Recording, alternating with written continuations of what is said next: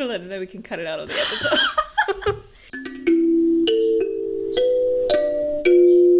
Quack. Welcome to the Little Duck Book Club with duck number 1. Ren, and duck number 2. And today we're going to have a juicy episode. We're going to have topics that we wanted to discuss for a while now.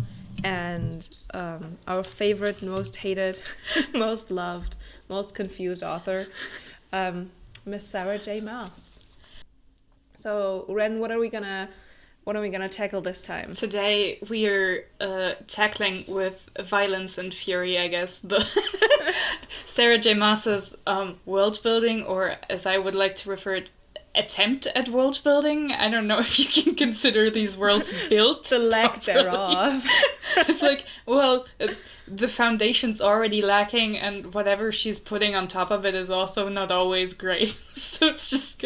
I mean, we have to pay her justice in the sense that she built a world, so she did some world building that a lot of people enjoy, a lot of you like to read about and make their own theories and stuff. But if we go down to as you said, the basics of genuine world building, it kind of sucks. Yeah, and I think, it is very... I think Sarah's also pretty aware of this. She's writing romantasy. The romance is the focus, the characters are the focus, and the world building is just kind of tacked on for fun to make, the romance more exciting, I guess. So, there are discussions to be had over the merits of the romance writing. That's not the topic. But the world building is interesting. And I suppose a little more flawed than the romance writing, which you can already complain about if you want to. I think it... Yeah, I don't know. I think it makes sense for one book or two books, but the amount of work she has piled on, and you have to be a bit more structured with things than she is. But I don't know, where do we want to even start? Yeah, I think in an overview, I think we're at a good point for something I want to mention. I think the fact that what you said, for one book or for one short series, this would be fine if they were standalone romance books or romance trilogies, whatever, in a fantasy setting. But the fact that she is connecting all of them makes it worse for all of them. I feel like the attempt at the Sarah J. Maas extended universe is making it is such a complex task to create a functioning multiverse where different universes interact, and she's just not set herself up for success from the beginning, and it's only getting worse from what I can tell. I feel the world starts in Throne of Glass. Then we go over to A Court of Thorns and Roses, and you notice, alright, they're in the same kind of vibe, and then Aelin falls through the portals, and she sees, Rhys and Feyre, and you're like, okay, alright, that's a cute little Easter egg. They're somehow connected, but it's a little nod. It's not, or at least reading it, it didn't feel like a genuine try to kind of connect. It felt more like a, if you know, you know. And it kind of, for me, it's very interesting, and I'm excited for the third Crescent City book, because I'm like, how is this even gonna how is it gonna connect, really? But it all came crashing down with Crescent City, let's be honest, in my opinion. Yeah. I don't know, it's also I feel like this might sound harsh, but I feel like the world building is almost getting worse over time, which is a feat. Because I think the strong suit that she had in Throne of Glass was that she just didn't pay attention to it much. It wasn't that important to the story. It was extremely character-driven. There was some world building which is already kind of confused at many levels. But, in Throne of Glass, you're like, okay, fine. And also, I am a little more willing to forgive, especially, the fact that the world changes so dramatically between like the first books and like the later books, because if an author like has no idea that they will get this many books, it's totally fair, I think, to then be like, hey, actually, here's some world building reveals that you had no idea to prior, you know? I think that's fair there, but I feel like the way, especially like from what I've heard of the like ACOTAR sequels to the trilogy, it feels like this is worse because she should have had this planned out. Cause like, I don't know, it's... In ACOTAR, it's even more annoying, I guess, in the way that, like, random shit just appears where it's like, but you knew you were doing a trilogy. You knew this. Why is this new in the last book? What are we doing here? So maybe let's start with, like, all of the series themselves, maybe, and then we can kind of, like, come to the Maasiverse at some point. Try to put it together. I love that you're calling it the Maasiverse. I've seen it somewhere on TikTok and it's just stuck. Yeah. Calling it the Maasiverse is now my favorite thing in the world. It's not a bad term. It's just very funny. So if we start in Throne of Glass, you have like the continent, and then later in the third book you find out you like actually like extend it to the other islands that are in the world, kind of an area to be seen. And then you're like, oh, by the way, there's also another island somewhere in the south with some other people, and then Tower of Dawn. And it's like, she like kind of like puzzles them together as she needs them. But as you said, for like a small, cute, silly little like fantasy series, it's fine. And we have a very like easy villain. We have these demons from another dimension. They're evil. They're trying to crawl into our world.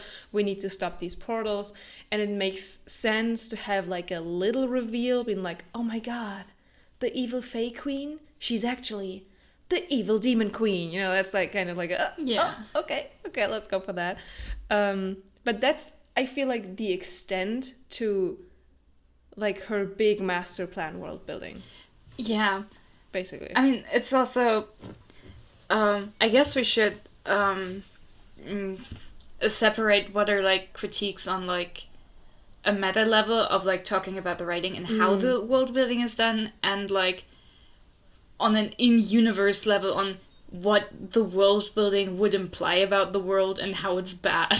Yeah. Because I feel these are like different, because like on the one hand you need to take like what she says about it seriously and not be like, well, yeah, she didn't know this was gonna happen, but like in context you should still be able to go like, wait, this is not great as a choice. Yeah.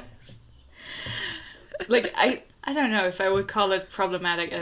I don't really care about that. I just think it's kind of like funny in a way, like darkly funny. Like one of the things that is extremely funny to me is that Aderlin is obviously bad, but it's only bad because they have an evil king who's possessed by an evil demon, right? Like there is no discussion of the imperialism it engages in beyond like, oh, the king just said we should do this and he's evil, so it's fine now. But like they had an extended system of enslaving all of their neighbors. Which they do have. I feel like includes a lot more people who are actively in favor of slave ownership and trading and an economy that includes slavery, which does not change simply because you put his nice good boy son on the throne, who's a nice boy and against slavery. Like, I feel like it's. This is also something she does a lot of times. This like similar with Kale's father. He's like the evil guy in the mountain who goes on like a mountain people genocide, but the people there are only evil because his father is like evil, and he's the lord or commander or something of that castle. And they go there and they're like, well, we can just overthrow your father and then put Kale on the castle and everything's gonna be fine. And we have the Dorian and Kale castle coalition or something. And Adarlan is suddenly extremely prejudiced people are gonna stop wanting to commit genocide against ethnic minorities just because somebody tells them to. I'm sure there are no ingrained prejudices or anything here. And the thing is, it's kind of funny because we have these situations with oh gosh, I forgot what Aelin's kingdom was called. Fuck. Or Orinth? No. That was the capital, I think. And her family name is Galanthinius. I remember that, but I don't remember what the country is called. Wait, I'm gonna Google it and then we can cut it out of the episode. Well prepared. But yeah. To be fair, I prepared for Crescent City. Yeah, that's true. You did your homework. I just was like, yeah, what are the vibes? Okay, let's take some notes on what I remember. So, Aelin is the queen of Terrasen. Terrasen, I think. I listened to the audiobook of the first one online. Okay. Extremely legally on YouTube for free. Yeah, it's Terrasen. Terrasen. And we see that there is some sort of like pushback because she comes along with her army and shining armor and she's like, hey, I want to be your queen, by the way. And they're like, no, like what? We are like the old white men kind of senate in we Terrasen. hate to see a girl boss winning. Let you take over. So there are more layers to it than just putting a different king on a throne. But she only uses like these kind of systems that would make sense in a country that does a lot of imperialism for certain situations. And for like a minor country in the whole continent, it's, I don't know. The funny bit about that part is, though, that the guy who's in charge, who's denying Aelin access to the throne, is the boyfriend of, like, her, like, grandpa or whatever. And, like, he's just like, well, you're not valid because you suck and you used to be an assassin. Not because, hey, maybe it's bad to have a monarchy. Maybe? No, that's not even a question. Everyone here is pro-monarchy. Everyone's like, yeah, an inherited birthright, that sounds correct. Yeah, we love the divine right of kings around here. But no, it's like...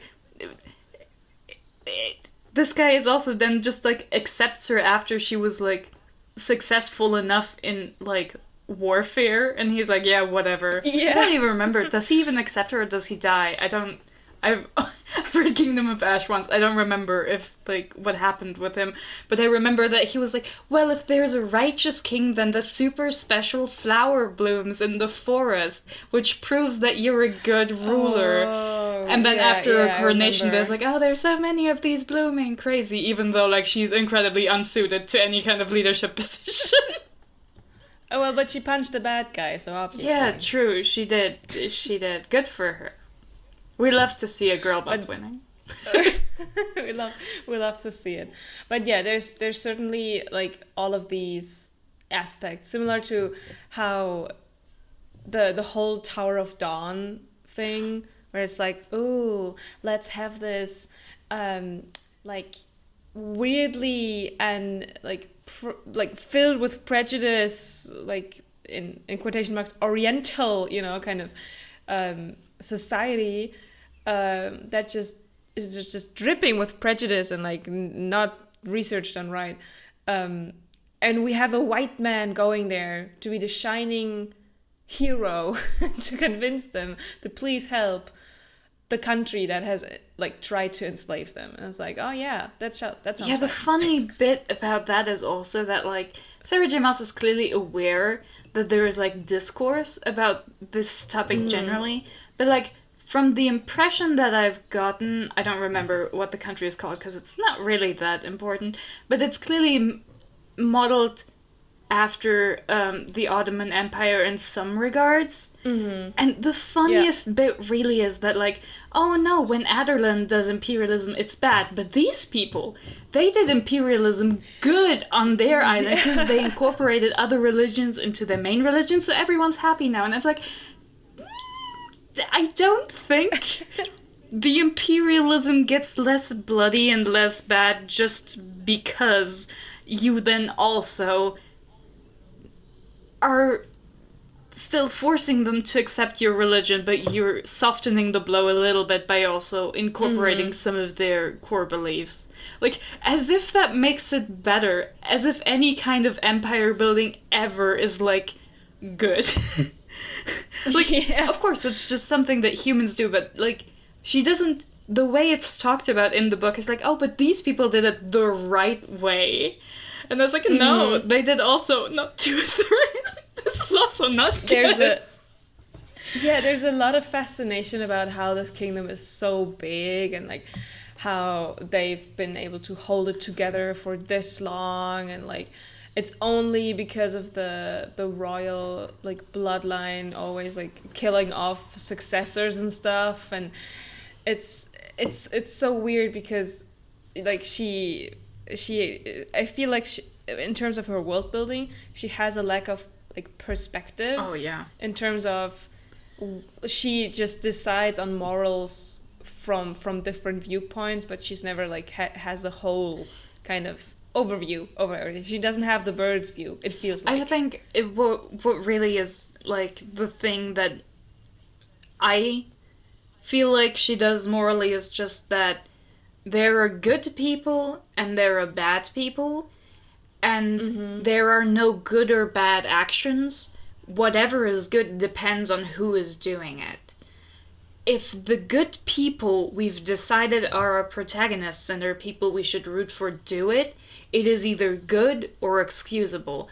If people who are bad do the same thing, it is heinous and evil and needs to be stopped. And it's just unfortunate because it just speaks to the fact that she just doesn't think about many things in depth, it feels like. I think that is also just a general point about the world building, that even though Sarah J. Maas likes to incorporate like a lot of shiny things she sees on the internet around, like on Pinterest or like on Wikipedia, she's like, ooh, funny folklore, but she doesn't seem to have the curiosity to actually look into these things in depth and understand, like, either for like folklore stuff, that they're like cultural connections and their meanings and the symbolism like behind the things she's talking about.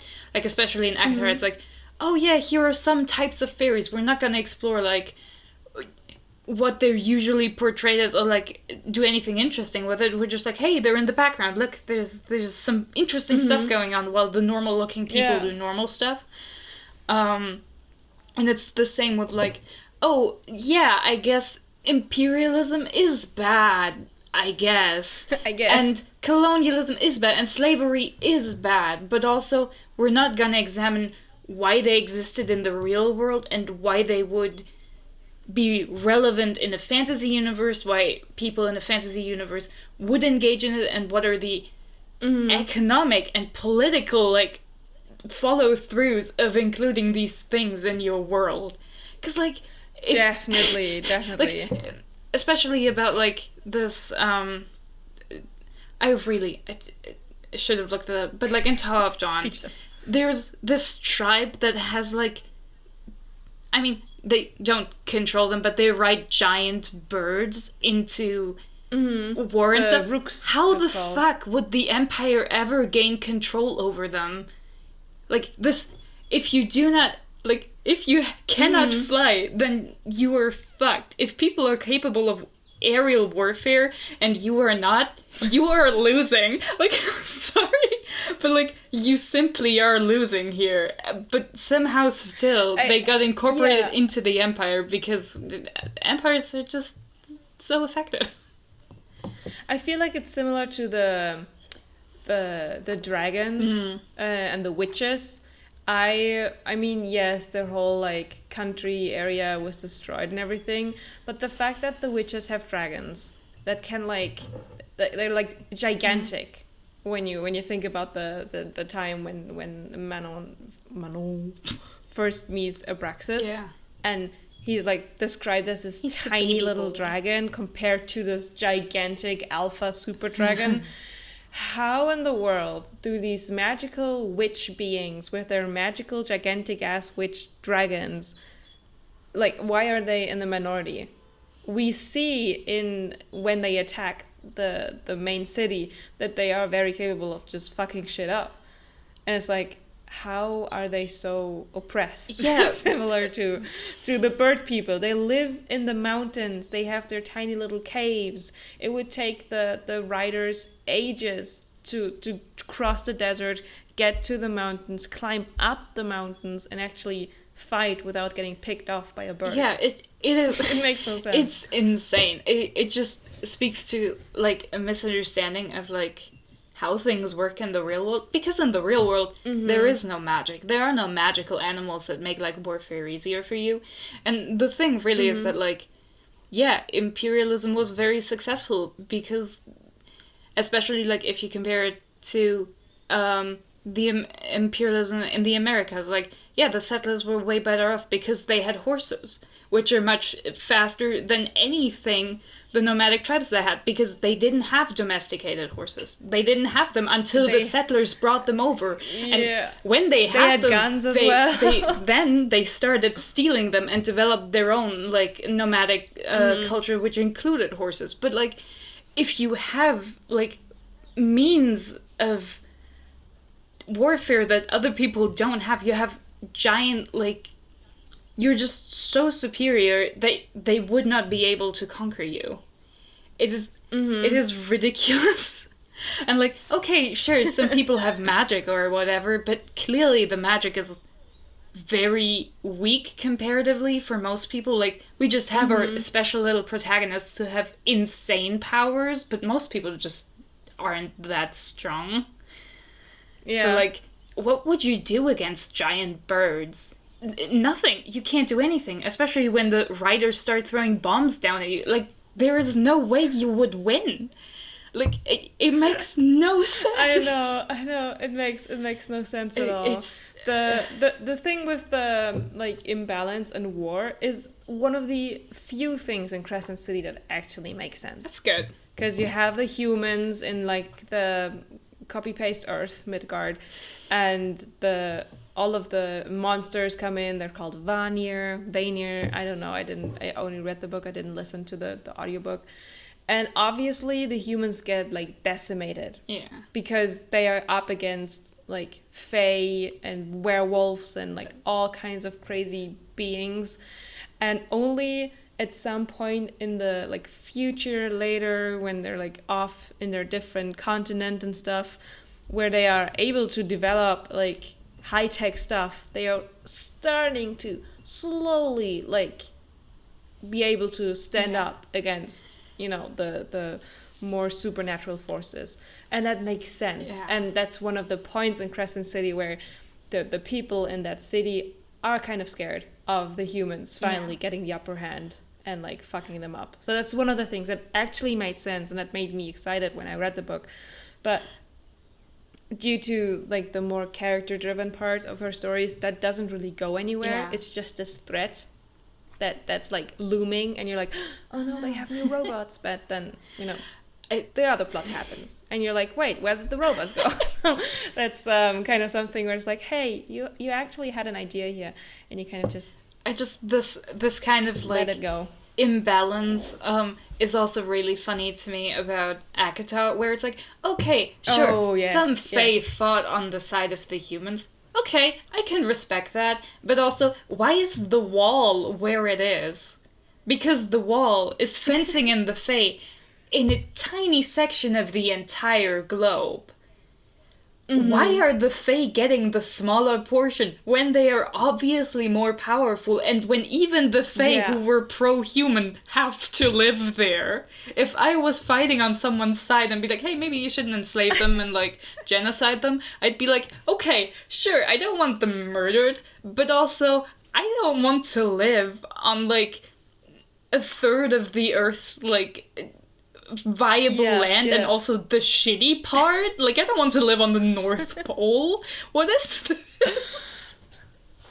I don't want to live in the UK. Give them something else. It's also just like the whole like, just the fact that they live entirely separated is also incredibly funny to me. As like, of course, it's like this to facilitate the kind of story Sarah was trying to tell, because it was easy. Yeah. But like, there is a reason usually Fae exist like next to humans, even if the realms are separated. They're usually like, I guess like either a parallel or like a shadow version of like the real world, because most Fae are bound to specific landmarks and like specific just landscapes and types of climates and stuff. So it's odd to be like, oh yeah, we've just relocated all of these people away from like their ancestral lands into the northern part of like the northern hemisphere because it's also this this divide between like the higher Fae and the lower Fae, and the higher Fae being like, oh no, the wall needs to be there because else the lower Fae will get the humans. And it's like, well, maybe the humans should decide to, you know, like move away from that fucking wall if that's the case. Like, it makes no sense for the humans either to live so close to that wall. You know what I mean? If there are holes in the wall. Yeah, especially, like, the funniest bit about that is also, like, but the lower Fae have to swear fealty to their rulers. Are you that shit of a ruler that you can't control your subjects?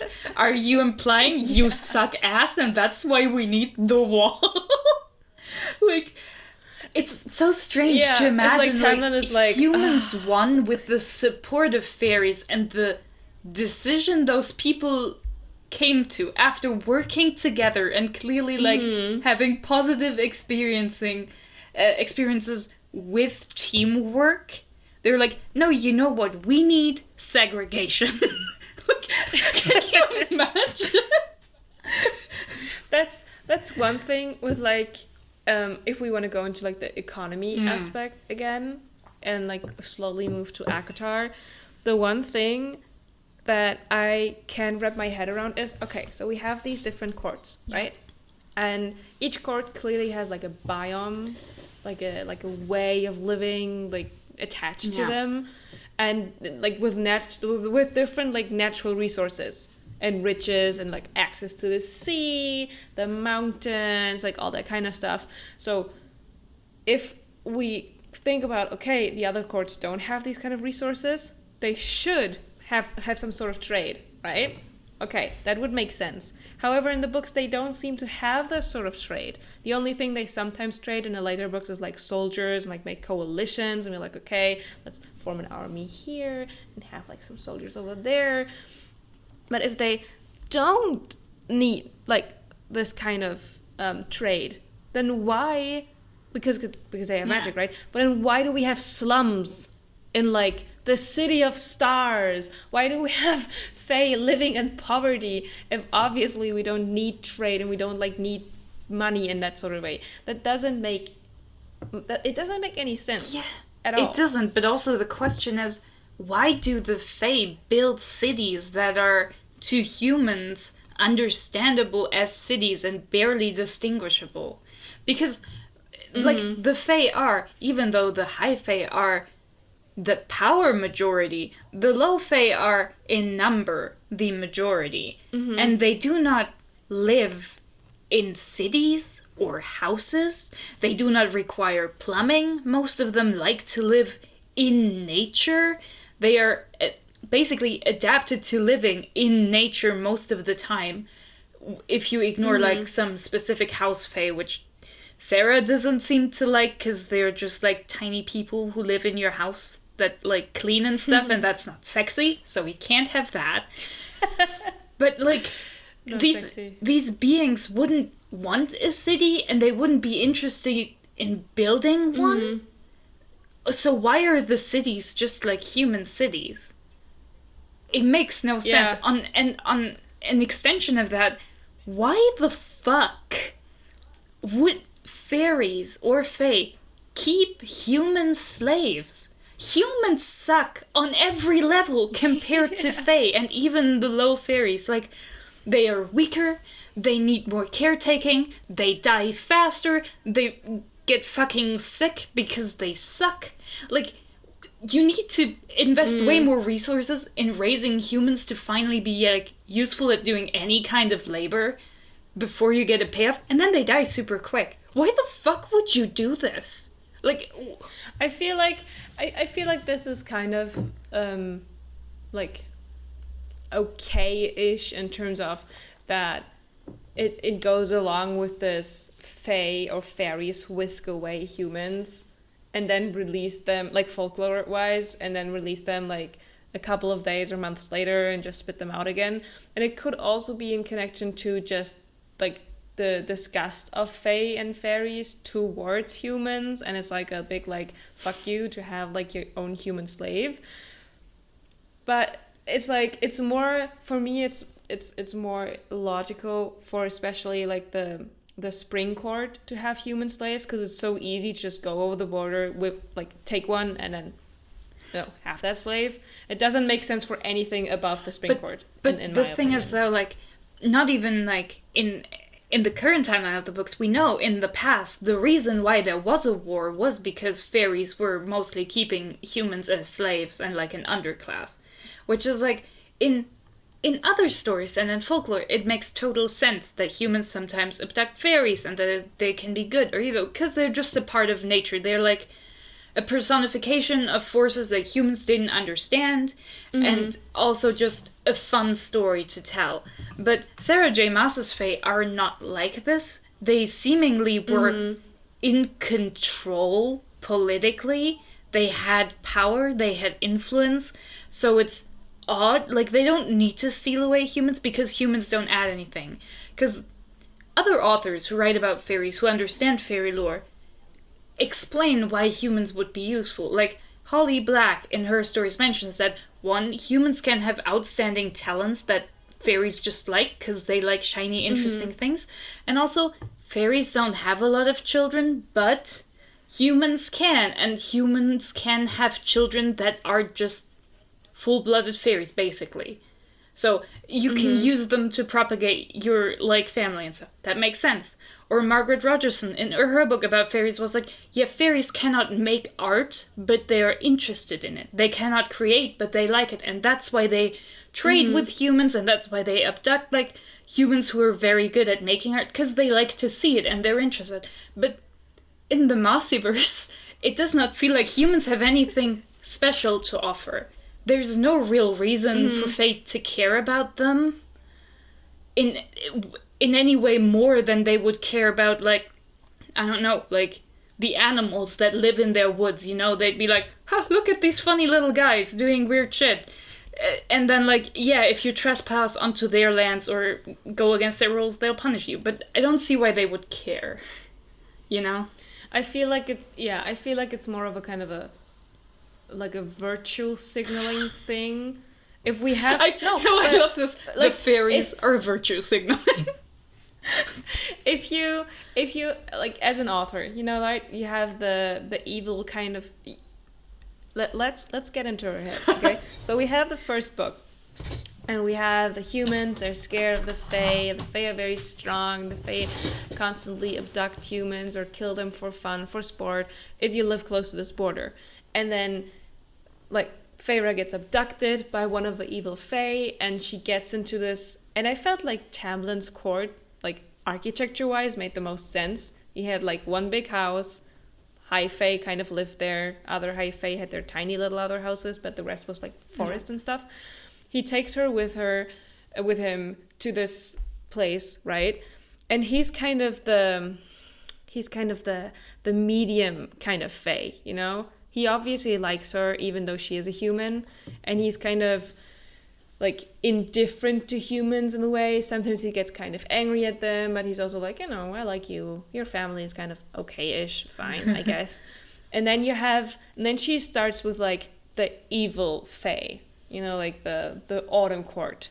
And they hate humans. Oh my gosh, they hate humans so much. And obviously, with Feyre being a human, her family being human, and their history being human, we need the other Fae who are like the potential love interests. We need them to be the good Fae. And one very easy way to make them the good Fae is make them go, no, humans aren't actually bad. They're misunderstood, and we should all live in harmony. And then suddenly you have this kind of, oh, everybody deserves a chance kind of motion and thing that they set into place. So I feel like that is where it comes from. Yeah. Right? The evil ones, they hate the humans, so the good ones have to like the humans. Yeah, no. Just because. I know. Just because. It's just something that bothers me because it's like clearly not thought about at all. Like, why would the Fae care about like interacting? Like, why would they have strong feelings? And I was like, well, yeah, because their protagonist is human, and like the story's better if they do. But like, make an effort, come up with an idea why this matters. Yeah. And I mean, you have these parts where it's like, oh, humans can build like certain weapons and use certain metals that hurt Fae especially, but that's never made like the huge point of as to why the humans are apparently dangerous. It's just the humans are large in number. It's like, yeah, but you're basically invincible, so what's the point? The humans are only large in number because you haven't committed genocide, which you would be capable of if you chose to, but you're choosing not to. Like, you could simply poison the water with something that Fae are immune to, but that kills or makes humans sick, or just makes them infertile if you want to not be super violent about it, and they'll die off super quickly. Like, it's not hard to kill off humans. Like, the humans have had several bottlenecks in the history of their evolution. Like, humans could have died out at several points in history if they'd just been a little less lucky. It could have happened. It's not hard, especially if you're an incredibly powerful supernatural creature. It's especially if humans are soft little meat bags. Yeah, it just seems so strange to me that like, it's also a thing that I find strange is that, like, the wall was built at all. Because how would you do this if, like, a huge chunk of your population is against it? Because, like, you can bet your ass all the low Fae were like, hey, even if we don't, like, care that much about humans, yeah, sure, we'll eat them if they, like, bathe in our pond because they're annoying bitches, but we're not, like, actively malicious. Like, why the fuck would we want to move and also be, like, restricted from going where we want to go? Why would, like, who would be in favor of this? It's just such a bad idea. I felt it was especially weird in the first book, because it's like, yes, all of the High Lords are kind of, under the control of Amarantha, and she's like, she has them all, like, by their neck and has their power subdued and everything. Why wouldn't, like, it would totally seem her thing to go behind the wall and kill the humans. Yeah. Why hasn't she done that for the past, 50, 100 years? Yeah, why did she just stay under her mountain? If she knows there are holes in the wall through which you can go through. Yeah. Why didn't she just slowly go through there, take some soldiers with her, and just cause carnage if she didn't like humans? She could have. Who would have stopped her? No one.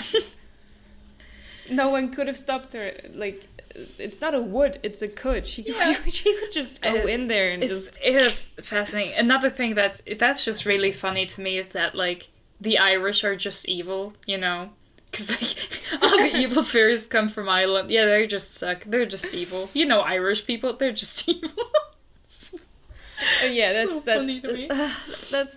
That's one of those parts in ACOTAR, like, reading it, like, for the first time, you're swept up in the story, and it's just fun and all, and you're mainly, like being consumed by the romance going on between Rhys and Feyre. But if you reread it, and you already know there's this relationship going on, so you're kind of excited to focus more on the other things happening in the book, it's kind of like a little moment, like thinking, okay, what is happening? Especially in the third book. The third book starts. over explaining. And I feel like this is something where her world building starts crumbling. Yeah. Because it's the same as with like science fiction books. If a science fiction book tries to be hard science fiction, but there's no way this could be hard science fiction, as in explaining the science behind it, just leave it out. Just let me believe that there's like warp technology. And it's the same. Yeah, like, it's like with these when the author books, gets insecure and is stories. like, no, I promise you this works. I thought about it. I promise. And it's like, no, this still doesn't work. You should just don't explain it. Just commit to the bit. I feel like it's like a lie that's too elaborate. Yeah. You know what I mean? She's like, no, get this, and it's like, no, I we're mean, not getting it. Honestly, I feel like a good like description of generally like Sarah J. Maas's work is basically the book form of a CW show. It has that energy. It's like very emotional, very dramatic. The world building makes no sense every time there's like a new season or a new book. It's like, well, this doesn't track with what happened before, but you just have to go with the flow. Like, if you enjoy it, it's just like, it's a fun romp that makes very little sense, but you're just here to look at attractive people and like expensive clothing, I guess. It's like, it's just kind of definitely. the vibe. That definitely is the case. But a thing that also is just very funny to me in regards to like the economy and the world building in general is like the wealth of the High Lords is very funny to me, because like their wealth seems to be also in a form that humans perceive as wealth, even though a lot of their subjects just like don't have anything. The fae that lives in a swamp gives Tamlin like 3 fishes or whatever. Like, that's not a wealth. Like, where's he getting this? But in an extension of this, and I've mentioned this to you before, but like, why does he have any money if he doesn't tithe his people?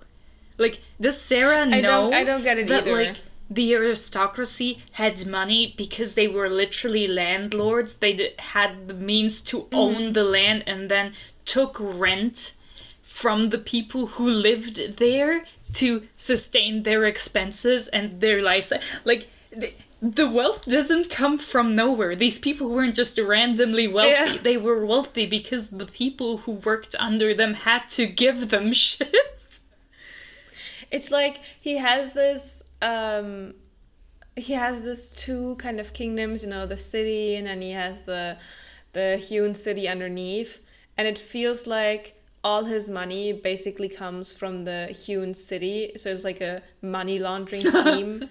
and then he spends that money like a huge charitable guy, philanthropist on the people on the surface, and it's like, oh yeah, no, I'm gonna pay for that pub, I'm gonna pay for that party, I'm gonna give you some money. That's what it feels like, Sure, there's a bunch of people getting tortured and shaken down for all their possessions, but look, I'm nice to like these 5 guys who live here, so everything's good.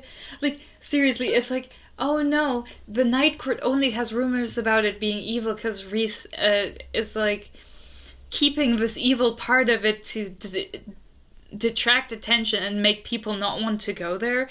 But it's just like, well, he could not have that. Like, he's powerful enough, clearly, to keep those under him under control. He's the most powerful, most special boy of his generation. The most powerful High Lord ever seen, whatever. He could easily make them stop. And just, like, still project outwards that he'll kill you if you come to his house before, like, sending a letter and getting approval or whatever. He doesn't need to keep people, like, around who torture others for fun. He can just not do this if he wanted to. It's also so weird, because, like, in the hewn city, he actually is the bad guy. Yeah. He's not just acting like it. He's actively looking away from what is it? Is it Moore's uncle? From him like managing that city like a fucking dictator. So, he's like, I guess it's fine for them. Those are the kind of lower fae that enjoy torture and torturing. I guess they just switch every couple of hours. Like it's a weird thing. In a way, because is like, yeah, he's acting all tough and mean, but it's not just acting in the Hewn City. He's generally just mean. Yeah, it's like, I feel like this is like another thing where I'm just, Sarah could just commit to the bet. It's fine if fairies are kind of shit people, morally speaking, from a human perspective. Because they are not human, and in most stories, that's the reason. Like, they are not humans, so their morals do not align, and their ideas of what is, like, normal behavior are different. And that's okay, because, again, they're not humans. It's fine if they are different, and that's why they're, like, more nonchalant about violence, why they don't care about specific forms of riches, while they'll hand a guy, like, a cart full of gold for a tiny good deed, because they know he'll like it, but they don't care. Like, the whole idea is that they're, like, different. And, like, the first book at the end is also trying very hard to imply that Feyre feels very different now that she's also Fae. But it doesn't really manifest. At the end, they all just act like people. They don't even act like ancient people who've been around for hundreds of years. They just act like normal guys their age would. I feel like the only person that remotely acts like they're ancient is Amren. But also that kind of like starts to go away during the third book a little bit, because they had to introduce a love interest for her and she goes all, oh my god. But yeah, she's the only one where it feels like, oh yeah, there's actually some age behind this character. But Amren is another case where, like, the world building just gets really funny, because we know that Amren is supposed to be one of the Old Testament angels who came through like door between worlds into this world, and that's like, what? Is it like the implication that there is also a world out there in which the biblical mythology is real and true, so that there is apparently also the one god who is all-powerful? Like, the implication... This is so funny to me. Like, just the implications of the... There are so many... That you can't even unpack all of this because it gets too ridiculous. And then Amren doesn't even behave in the way you would think an angel would. Like, why does she have any interest in, like, people? In, like, she still behaves a lot like a person and not like, you know, a tool that's gained sentience and has decided it's curious. Like, she doesn't behave particularly curiously. Most of the time she hangs out at home. Like, she, you know what? It's just like... I feel like in Amren is less of a... Like, no, let me rephrase it. It feels like she should be more curious in the way that a cat is curious with a mouse. You know, more like, oh, you know, let me play with this thing a little bit. And I feel like that she does kind of, you know, has gotten attached to these fae because she just spent so much time with them. But she like, sometimes she's like, oh, well, I'm just gonna kill you or unleash my wrath. But it doesn't feel as threatening. It should feel more like, okay, wait, we have this very powerful being here. And she, for some reason, doesn't feel more dangerous than Rhys. Yeah, it's like implied that she's super powerful, but she barely does anything. And it's also just like, I mean, in connection with that, like, Amren was in, like, the mysterious ancient prison, and it let her out after she's, like, changed enough, but it's like, what? I mean, not to be that guy, but I'm pretty sure centuries of isolation are not going to make you a more personable and nicer person. Typically, we know this about incarceration. Like, I'm not opposed to the idea that, like, something entirely alien, like, gets caught in, like, a mousetrap and then shapes itself into something new to escape and then has to live with that. But that's not the impression I get from Amren at all. I get the impression that she's just become more personable through her prison stint, which is incredibly funny to me. And there's even the fact... they say it when Feyre enters the prison. They say it when Nesta and Cassian do it. That the prisoners basically go crazy, and you hear like the scratching and the talking behind the walls. So yeah, from the descriptions that we get, there really isn't any indication as to why Amon should get more amenable. Because you mentioned biblical angels, I feel like now is my time to shine, for I have read Crescent City. I am so excited to learn about the lore of Crescent City. Everything I see, like, in passing is just more and more insane, and I am here for it.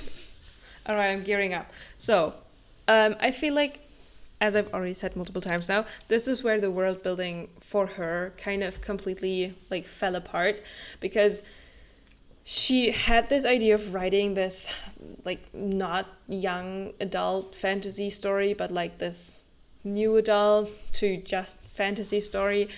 And she felt kind of like at gunpoint to explain herself more than she usually does. So I don't even know where we want to start. Let's just start. Okay. So we have this world, Midgard, where just humans lived, but then portals opened up at, here you go, the poles, so the North and the South Pole, and all of these magical creatures came through. So the Fae and the demons and like everyone came through. And in the Eternal City, which was like Crescent City, Lunathian, they fought, the humans, and then the magical creatures, they fought, and the magical creatures obviously won, and they built that city, and they formed the 4 houses. And this is where things go crazy, because just the thought that these people live together in harmony is so weird to me. So we have the 4 houses: House of Earth and Blood, House of Sky and Breath, House of Many Waters, and House of Flame and Shadow. Oh, the House of Many Waters is a special snowflake, I see. She was like, I can't think of more words related to water. Whatever, it's fine. Ironically enough, House of Many Waters is also the one house who apparently is not going to be the title for a book, because the 3rd book is House of Flame of Shadows. So she kind of like, she was just feeling funky. She just skipped the house, because House of Many Waters sounds like such a shitty book title. She just hates water. She's like, listen, if you're a mermaid, fuck you. So it already starts with the world building itself starts to just suck with the description of who belongs to these houses. House of Earth and Blood has shifters, humans, witches, ordinary animals, and many other to whom Chthona calls. We don't know who she is in the beginning, as well as some chosen by Luna. So you're like reading this book and you're thinking, okay, I don't know who this Chthona girl is. I don't know who this Luna is. She probably is the moon. But like... apparently they can choose and call on people. Okay. I don't know why the moon is related specifically to like Earth and Blood, but like is like, no, fuck the sky, fuck the waters, which have an intrinsic connection to the moon, but whatever. Well, let me surprise you. Because in the House of Sky and Breath, we have the Malachim, so the angels, the Fae, elementals, sprites, though the sprites have been kicked. It just said but elementals. Wouldn't like water elementals live in the water house, and like fire elementals live in the fire house, and earth elementals live like in the earth house? Like, why are they... The segregation is so asking weird. Too many questions. You're already asking too many questions. The sprites, by the way, have been kicked out of the House of Sky and Breath due to their participation in an uprising. I'm going to talk about that uprising in a bit. But they just refuse to accept that, so they're still in the House of Sky and Breath. Okay. The other people in the House of Sky and Breath are those blessed by Solas, so I guess the sun. Wait, the guy from Dragon Age? Along with... It's not the egg from Dragon Age, though. I'd love for him to be in that book, because he just slay everyone. Those blessed by Solas, along with some favored by Luna. So she's like, the one I chose goes into like earth and fire, and the one earth and blood, earth and fire. She's like, okay, I can. Blood. And the ones I favor, they go to Sky and Breath. I can designate you to the Earth and Blood house, but actually if I like you, You're in the Aaron Breath house. I don't get this Luna girl. Luna is like an ancient goddess. The city of Lunathian is built on like the remains of a temple to Luna. I thought you were gonna say on the remains of her corpse, and I was like, ooh, that's interesting. But no, we can't have interesting things. No, it's just her temple. That's why Crescent City also like has Lunathian as a name. We have the House of Many Waters, already said, which has river spirits, mare, water beasts, whatever that is. Water spirits, maybe like... not sprite. I have many questions.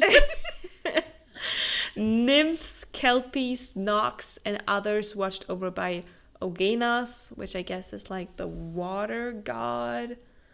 So this is already like, we're all just by reading the descriptions, you're already seeing that it's like a mishmash of different like folklore and religion and mythologies. And then we get to the House of Flame and Shadow, which is Daemonaki, Reapers, Wraiths, Vampires, or Vampires with a Y, Draki, Dragons, Necromancers, and many wicked and unnamed things that even Erd herself cannot see. So I don't know how they even signed up for the House of Flame and Shadow if they can't be seen. But they apparently did. Being well known for enjoying blood, why are the vampires not in the house of earth and blood? I don't know, because maybe they need the shadow or else they start to be in flames. I have no idea. This is so weird. Like, the fact that these people get grouped together at all? Because this feels like all of these giant factions would not align in their political interests, so I don't know why they would agree to be under one banner. But then also the way they're distributed is very strange to me, because, like, for example, Kelpies are generally considered among what is fairy lore. They're typically of the same kind as typical fae, so I don't know why they're in a different house. I guess people hate horses. I don't know. I don't know why humans are in a specific house when, like, they don't seem to have any kind of specific alignment, but also the House of, like, Flame and Shadow is also a combination of elements that seems odd. Like, I feel like you could put together, like, either, like, fire and, like, blood and, like, earth and shadows would make more sense, but, like, fire and shadow together is, like, huh? Mm-hmm. What? Huh? It feels like it's the evil house. These are just, like, it's the evil house. But also, I don't read it as the evil house because it has dragons, and I love dragons, and I think those are the good guys. I support whatever the dragons want, actually. I also love the jumping around, like Daemonaki, Reapers, and then Wraiths. Okay, Wraiths are kind of fine. Vampires, Necromancers. Like, is a Necromancer in her world, is that not a kind of magic? Is that like a literal being as a Necromancer? Yeah, I would understand if like the Tolkien kind of Necromancers. Like those resurrected by Necromancers, so zombies, revenants, liches, whatever you call it in your story and whatever, like, traits it has, but aren't necromancers just people who use a specific kind of magic? I know that in some fantasy books or like universes, necromancers have like played too much with kind of death magic so that they become like their own thing, kind of. But I don't feel like she really thought just this house assignment through. Yeah. This feels like this is just the first page, you know. But it's like you I open up. I also don't understand why it's 4 houses, because like I feel like you could have a lot more. Like, why didn't she go for, like, I don't know. First of 4 is a boring number. I feel like 3 houses is cool. 5 houses would also be cool. 7 houses would be even cooler. Or, like, 11 or 13? Because there's, like, so much shit in there. I don't know why we... You open up the book, and that's literally, like, the first page after the map. is like this group assignment with a little footnote that sprites were kicked out. That's the first thing. Like the house You're is like, oh, there's a little note for sprites, and then it says like some other information you have no idea about, and you're like, okay, I guess the sprites are out. This is like when one of those pronunciation guides is like in the front of the book instead of the back, and you're just like, do I have to know all these people? Do I need to remember this list? Yeah, basically. So, but let's continue with the world building, okay? So, apparently they're like, I didn't really get this, I have to be honest. Apparently there are like different cities and like different regions on like, what's it called? Wait, I gotta scroll down. On Velbara. Velbara is like the continent that they live on, and that's where Lunathian is like the main city. So maybe Velbara is also a country, I'm not really sure. But there's like a government with like governors for each of the city's like parts, kind of, and this government of the governors is the Senate. So basically, here we come in. So basically, this whole Senate thing kind of has like the big Roman Empire vibes, you know. So that's like the Senate, but this government, the Senate, is just a puppet government for the Asteri. Now, the Asteri all have names from, like, stars, so Sirius, Regulus, like, those are kind of their names. And they are even above the archangels. They created the angels, basically. And I don't even know why we have these governors if we can have the Asteri. I don't get it. I don't get the thing. But... So, how do I even explain this without sounding like a maniac? So, at some point, the portals opened to the hill, like hell. But because we're edgy, it's just one L. But so hell in like Norse mythology is just the land of the dead who've done nothing special. It's just like where dead people go. I know. But in our world, it's like the demon kind of, you know, like with the 7 levels of hell. Oh, we're like, you know, Dante and they all have, they all have like different names, and those came in like to Midgard and fought the Asteri, and one of them, the Prince of the Pit, which is like the 7th level of hell, ate. I know, it's so funny. That's what I'm gonna call my dog next time he like digs a hole. Like, oh, that's the Prince of the Pit right here. He eats one of the Asteri, Sirius. So instead of 7 Asteri, there's just 6 left. That's so funny. And he's also being called the Star Eater because the Asteri have like this power of the stars. So he loves the crunch, eaten. He's the Star Eater, and some of the Fae, after that happens, have the power of starlight, and they can use an artifact, or they used an artifact called Luna's Horn to close those rifts that the Hell people came from. And now we didn't have any more demons, and that's kind of the ancient lore for this whole continent that we're living on. The story hasn't even started yet. I am obsessed with the fact there's like, you know, there's like gods, and then we've also imported what are gods from other mythologies, because the Vanir are a type of like god kind in Norse mythology. Like, then we have demons and we have star people, but there's only 7 star people, even though we have, I think, a bit more than 7 stars in the night sky. Yeah, but one was eaten, so we have like 6. We only have 6 guys left, and also there's like a guy from the pit who loves eating people. What is happening? What are star power? There is so much happening. No, we haven't even made it. Okay, so there's 200 years before the book. Okay. Before Crescent City happens. And here we have, again, the same like world building theme that Sarah J. Maas has in ACOTAR, with the humans and some of the Fae standing up for them. One of the archangels, Shahar, doesn't like there's inequalities between the non-Vanir, so the humans, and the Vanir. So she rebels against the Asteri. She's like, I don't want to have these inequalities anymore. So hey, let's fight, let's have a throwdown. And her twin, Sandriel, who looks the same as her, also an archangel, she kind of leads the battle against her sister, and she wins that war. And so a lot of the rebels get killed, they get tortured, they get sold into slavery, and especially the angels get sold into slavery.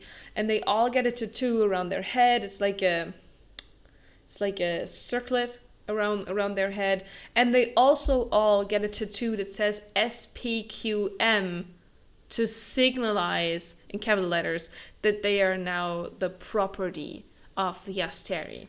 Wow. So you have like fallen angels, and the sprites were also like involved in this throwdown. So that's why the sprites have been kicked out of the House of Sky and Breath. That's everything that happens before the story. So there's angels, but they're not actually like angels from Christian mythology. There's just like guys with not wings. Not biblically accurate. Yes. Cool. I mean, we all know Sarah loves a good guy with wings.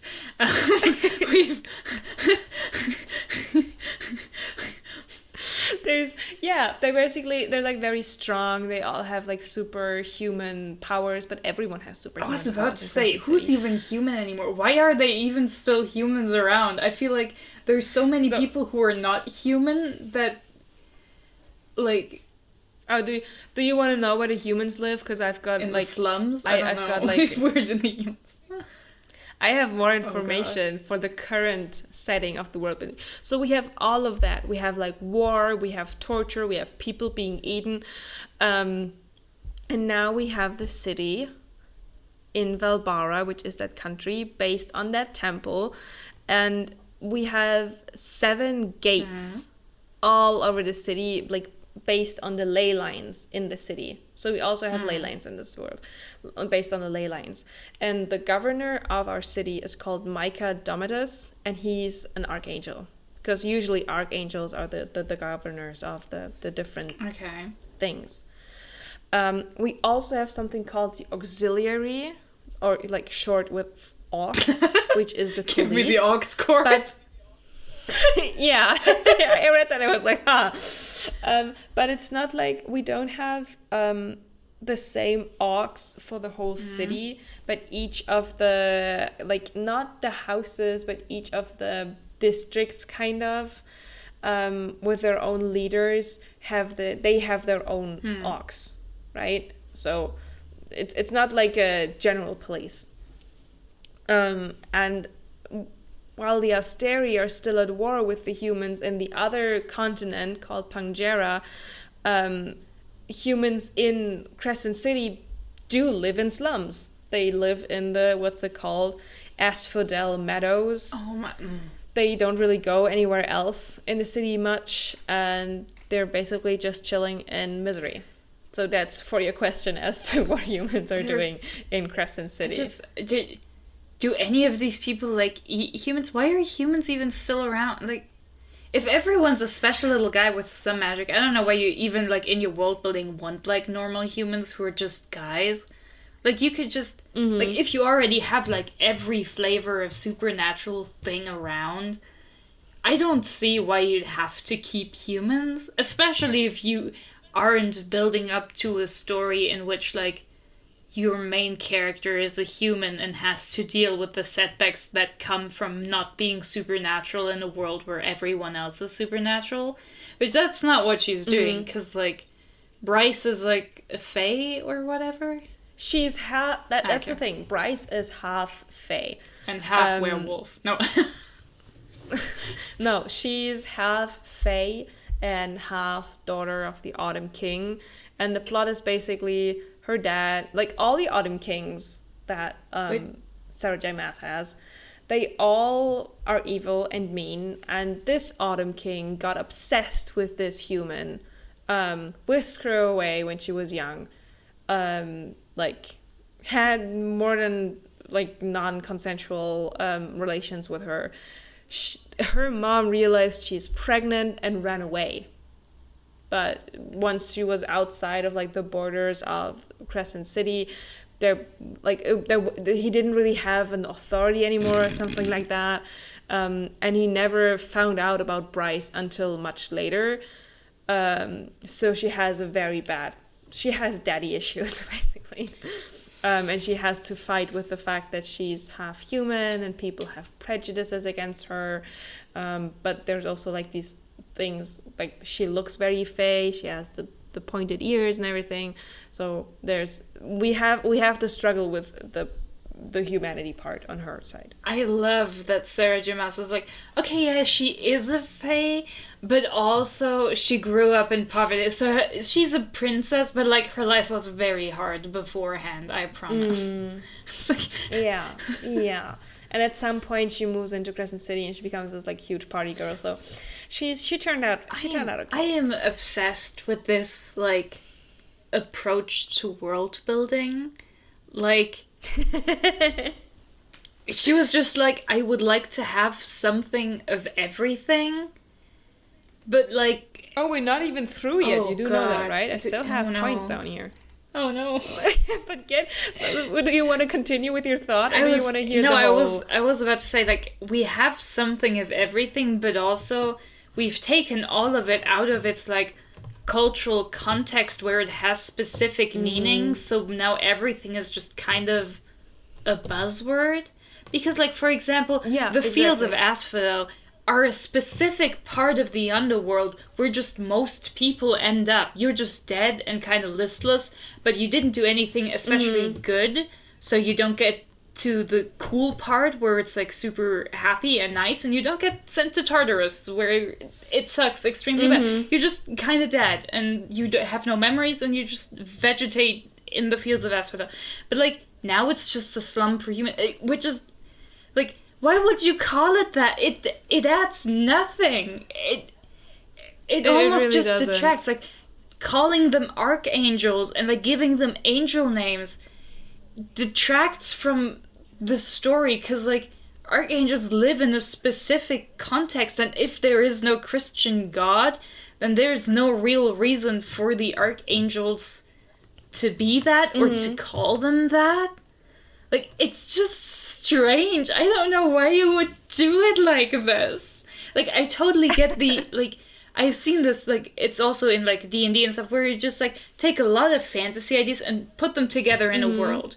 But there it is normal that these things are just, like, yeah, these are specific kinds of creatures that exist, and, like, yeah, there's different kinds of magic that all exist and intermingle, and there's a lot of different gods. But, like, in this story, like, we have a lot of things that are technically gods, but then we also have other gods, and then we have beings that are more powerful than the gods, maybe, and then we have demons from somewhere who ate, like, an extremely powerful being for reasons, but they're like, there's so much happening, and it just adds nothing. I don't know what it adds to be like, oh yeah, and these are angels, but there's also star people who are not the angels. What, huh? Okay. Let me continue, and then there's so many questions, and then you can.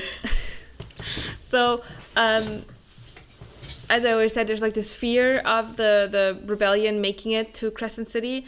So they're kind of very hostile towards humans, because every human is like a potential terrorist. And we have these different areas in the city where people dwell. So we have the Bone Quarter. I wrote down dead people live there. It's basically...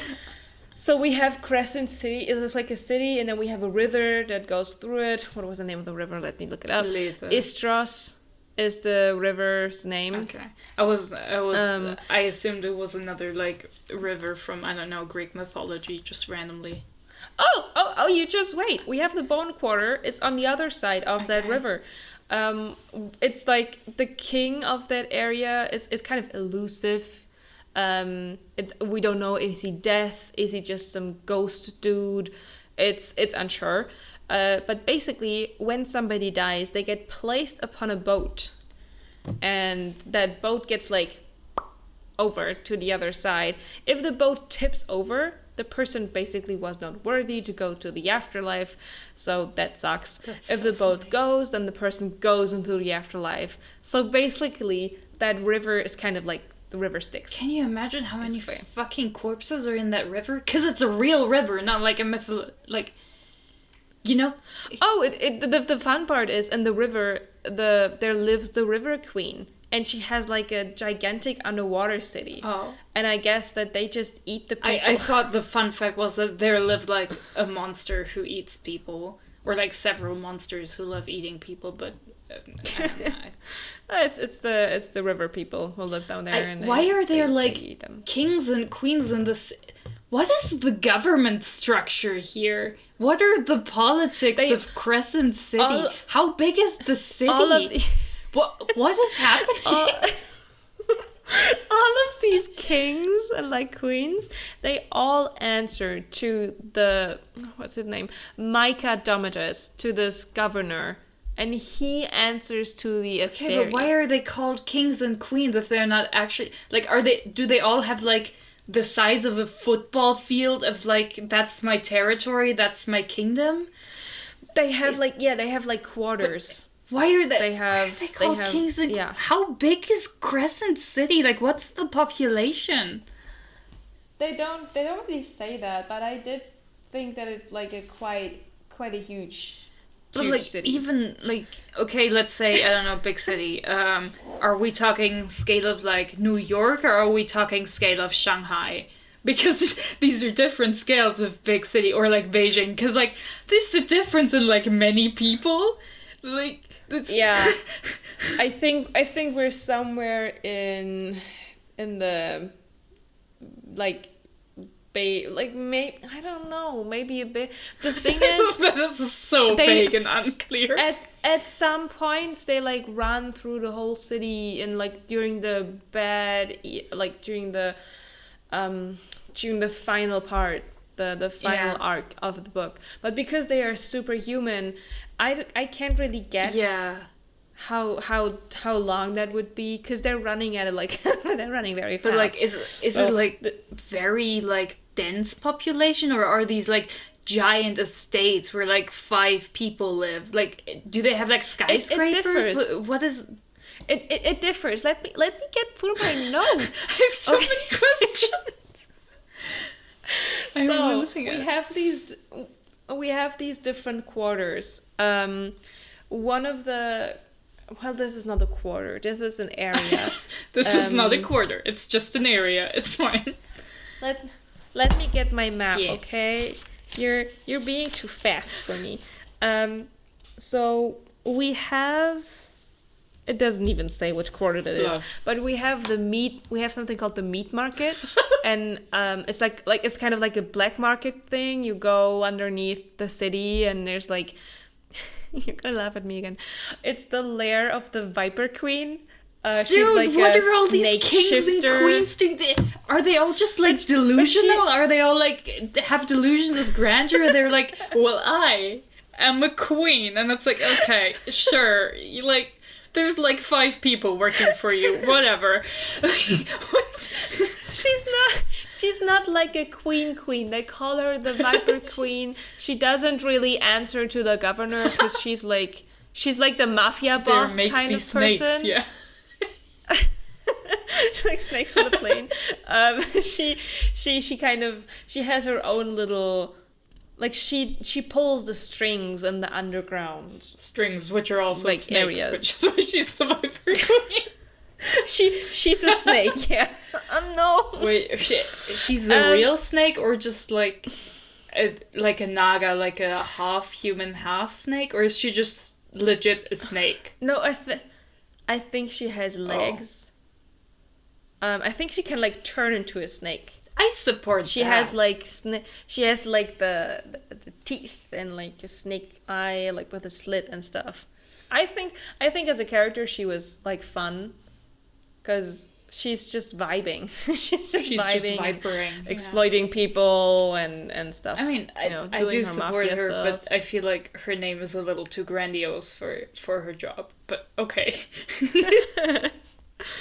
We have the Central Business District, which has the central business. The central business. Funnily enough, the Central Business District, according to the map, isn't central at all. Oh my God. But there we have the skyscrapers. That's like Manhattan style, you know? Like tall buildings. Wait, what is like the technology office. level here? They do have phones. Oh, okay, they have phones. Is Yeah, anyone yeah, like it's like sourcing a- lithium and stuff anywhere, or does it just appear? Honestly, don't Okay, ask me. that's too many questions. Because either I don't remember or it wasn't These mentioned, questions but they go do too have deep. phones. Sarah does not know where phones come from. She's just like, well, you get them at the store, and the store has them. And you have these skyscrapers, and you have all of these like government buildings, and there's also the building with like the Commotion, it's called. It's where the governor lives. It's where we have the 33rd Legion, which is like the angel police. So it's like they're not part of the Ox. They're like a super. They're like the SWAT. They're like kind the of, CIA, the angel CIA. and they're more of a police kind of CIA. Oh, they're like the less really like militarized police, or what? Oh my God. Yes. They're the angels, and a lot of the people in this, which I also thought was kind of funny. Most of the people in this legion are actually fallen angels, so the slave angels, because they can't like disobey their master, which would be the governor. But I thought it's so funny to just build up your executive out of people who hate you. Yeah, it's like, well, yeah, sure, they have to do what I tell them, but also, these are the people most likely to try to find loopholes and, like, surreptitiously start shit for me, like, because, you know, I enslaved them and they hate me. If world building wise, if I have to find a group of people to inspire a loyalty to me, I would not use my slaves. I would find somebody who does it out of like their free will. Historically, it goes real well when you put slaves in control of policing. We know everyone does that because it works so well. Yeah, incarcerated people often get put into police service. The fun thing here is, like this 33rd Legion is being led by a fallen angel, by Isaiah. And there is the Triarii, so like the elite squad of this legion, and it's made out of this Isaiah guy, Victoria, who is a wraith, but she's like I think a fallen wraith. Justinian, Naomi, wraith? and I don't know. Honest, I think she was I also have in the so many uprising. questions. Justinian, Naomi, and Hunt, and I think Naomi is the only non-fallen angel, which makes it even funnier because she's like just going along with the fact that some of her brethren are just slaves, and she's like, oh, Yeah, I those guess are this my is fine. slave besties. We go out for burgers on Thursdays. And I mean, I can say what they want, but they can't. But like, I mean, come on, what's a little bit of slavery for you? Listen, But all work is slavery. It's fine. so this is kind of like that part with the angels. Now we get to the quarters, the most important ones. So we have Moonwood. Guess who lives there? The air and breath people. It's the wolf shifter What? quarter. The werewolves have their own little quarter. Why is there so much segregation happening? Who's doing They have their own little this? quarter. They live there. Their auxiliary is just basically werewolves, or, wolf shifters. And they're governed by the prime wolf, so like the alpha wolf, but because the prime wolf is very old, it's his daughter who does everything. Girl boss. She kind of sucks, but yeah. And then the other next quarter is Five Roses, which is the Fey City quarter. And there we don't have skyscrapers. There we have it's described as like city villas. Like pretty large houses with like gardens and like nice trees and stuff and cobbled streets. Like rich people. But what? But like, why is the Autumn king in the city if there's like a general fake?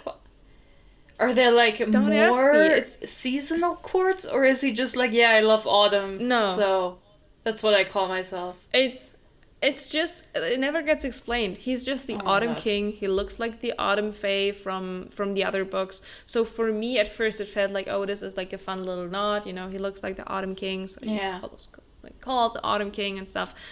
But this quarter doesn't have any lower Fae. It's just high Fae. Okay, basically. More segregation. We love to see it. Or at least it looks like it's more just high Fae, because they're never like you never see lower Fae, or they kind of get just sorted into the other kind of supernatural beings in the city. The Autumn King has a son called Rune Danan, and also his daughter, who's Bryce. Yeah, I love that their names both clearly come from the same source. Yeah, my son with a very fantasy name, and also my daughter Bryce, who I picked up from the 7-Eleven recently. I mean, she was brought up by a human, so I guess they were like, if we have to think about either calling her Kimberly or Bryce, go with Kim. I think it's a little strange that she doesn't have like a Fae name. I guess that like her father wasn't like, okay, even if that's the name your mom gave you, this is the name you have like in public or in court or whatever. The thing is, spicy. Even though we have the Autumn King and Bryce looking exactly the same, so she also has a tan skin, like the red hair, she has not been like publicly claimed as his daughter. She's like the secret daughter. Okay. So there's no reason for him to like publicly like give her a new name. Yeah, okay. He's not, because it's like a shame for him that his mom ran away. Yeah. That he let the human get away, basically, and I mean, it is kind of embarrassing. Like, I do get it. It's like it's pretty. It's like, wow, you're pretty bad at your king job or whatever. This is pretty embarrassing. And then the last thing in the city we have is this old square with like Luna's temple. We also have an oracle, with a park there, and because it's a pretty neutral like ground, all the different quarters with all the different aux units kind of take care of it. Wait, but like we start the book off with like a list of those houses, but then like the city doesn't have quarters allotted to the houses. The houses Not don't really. like have specific present. What is happening here? Why would you? Why have the houses if there's just like generally factions and like sure, yeah, the angels and the Asteri like govern all of them, but why are there houses at all? Just for the book titles? The thing is, the thing is, you could like, I mean, you could. Nah, it doesn't. Well, you could kind of. You're struggling. You're like sort. You could sort the different people with their different auxiliaries to the heads of the houses. So the head of the House of Earth and Blood would be the werewolves, like the wolf shifters, the prime. The head of the House of Sky and Breath would be the Autumn King. And the head of the House of Many Waters would be the River Queen. But, yeah, okay, but like, why... Like, is there generally anyone, like, who leads the houses specifically? Or is it just like, yeah, these houses exist? Like, what is the use of the houses if there's, like, yeah, the Fae have their own king, and the people in the river have their own queen, and there's also, like, a dead or undead king or whatever who's hanging out in the Bone Quarter. Yeah. Like, what are the houses for, then? So you have kind of... so for like Earth and Blood, you do have the leaders of the houses, since they have like the control over the aux of their respective aux. they are kind of setting the tone. So the wolf shifters who have the police say we're gonna do this and that, it's their responsibility to keep, like, who was it? The witches and the ordinary animals under control. Real hard. They're like, hey, dude, I have a mouse infestation. Oh, my bad. Ox team, go. Sending a SWAT after the vermin. Yeah. Same for House of Sky and Breath and House of Many Waters. The House of Flame and Shadow doesn't really get addressed a lot. Yeah, I wonder why. And it's I guess that's kind of what's gonna happen more in the third book, maybe? I don't know. But I guess the one thing that is a bit weird is the angels are part of the House of Sky and Breath, but they're kind of their own little unit because of the Archangel. Yeah. So that's kind of like a different little thing. And I mean, obviously, you already have a lot of questions. I can assure you, while reading the book, those questions are not being answered. There's no answers. So this is, if she had come out with Crescent City as like the first book, or like the second one, like ACOTAR, there would not be this like density of information in the way that she feels like she has to explain herself. I don't know. And I feel like it would be far more understandable. I also feel like if this was like her first or second series, an editor would have like beaten her to death with their keyboard by now. Because it just feels like she just threw in more and more. She was like, oh, we have these 4 houses. Or she was at first like, okay, there's this city who's built on like an old temple of the goddess Luna, and there's also a sun god or whatever. But also there's like a fae quarter and an undead quarter and like a river queen. And then she was like, oh, but what if we had whole houses? What if we had like houses that people get sorted into depending on what they're born as? Oh, but what if like they were all ruled by a senate? But what if it was just a puppet government and the actual government was like people from the stars? And it's just like, girl boss, stop. You need to pick a focus. Like, you could have a story with any of these elements, but having all of them it's not good. It's like the shiny new idea syndrome that she has, and that's why I feel like her writing has like regressed over time, because she has either less editing or just like more time that she has more time and more opportunity to publish all those shiny ideas before she had to like digest them a little bit and like break them down, and now she doesn't have to do that anymore. She is allowed to write like a 800-page book full of shiny new ideas at every single corner. Yeah, it feels less like, I mean, I'm sure the book is more structured, but the world building has the same vibes as like the daydreams you make up while you're like going about your day, like over like a week. You're like, oh, this would be a fun story, and then you're like, hey, but what if this also happened in the story? And like it adds more and more until like the original is unrecognizable to like what it was supposed to be. Because like there is totally a story about like humans living and then the supernatural entering their world through like portals that open surprisingly. There is also a story about, you know, the world being governed by like angels and like, let's not call them star people, let's just say that's like they're also angels and they're just like higher ranked or whatever.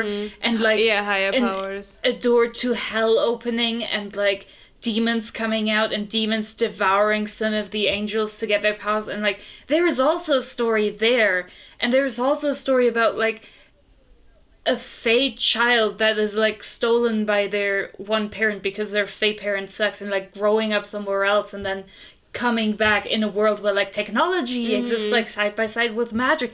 But like, and then there's also a story that you can tell about angels that control like the world, but like then a sector of them like rebelled, and then you have them as the fallen who lost a war and are like enslaved now.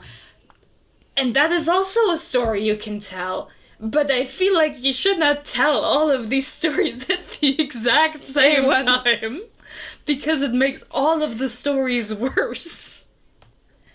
And I feel like, cause that's the point. It makes it all worse. And the thing that I feel is a lot of the parts that she puts into Crescent City, she put in there because she wants to have that extended universe.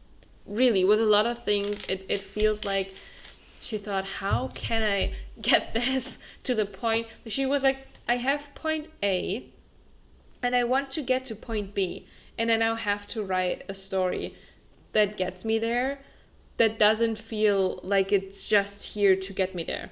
You know, like, I want to flesh it out a little bit more.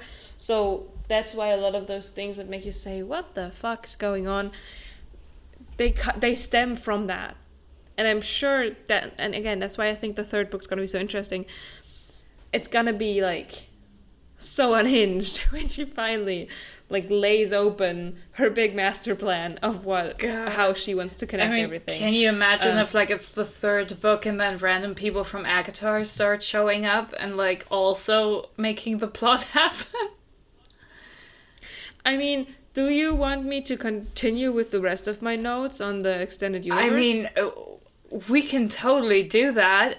I am fascinated and, like, dumbstruck kind of by, like, I'm always like, maybe this is more structured in the story than you're telling it to me, but also, like, how does this even relate to, like, Bryce? Why is this, like, why, if you want to write a story about Bryce who, like, falls in love with a fallen angel or whatever, why is and has, like, a shitty dad, and why would you build a world like this for that story, right? Like, it's just so I am losing it's just like, what so what it all kind of connects to Bryce, because her best friend Danica, she's part of this ox, like, she's a wolf shifter person, and she is part of the ox.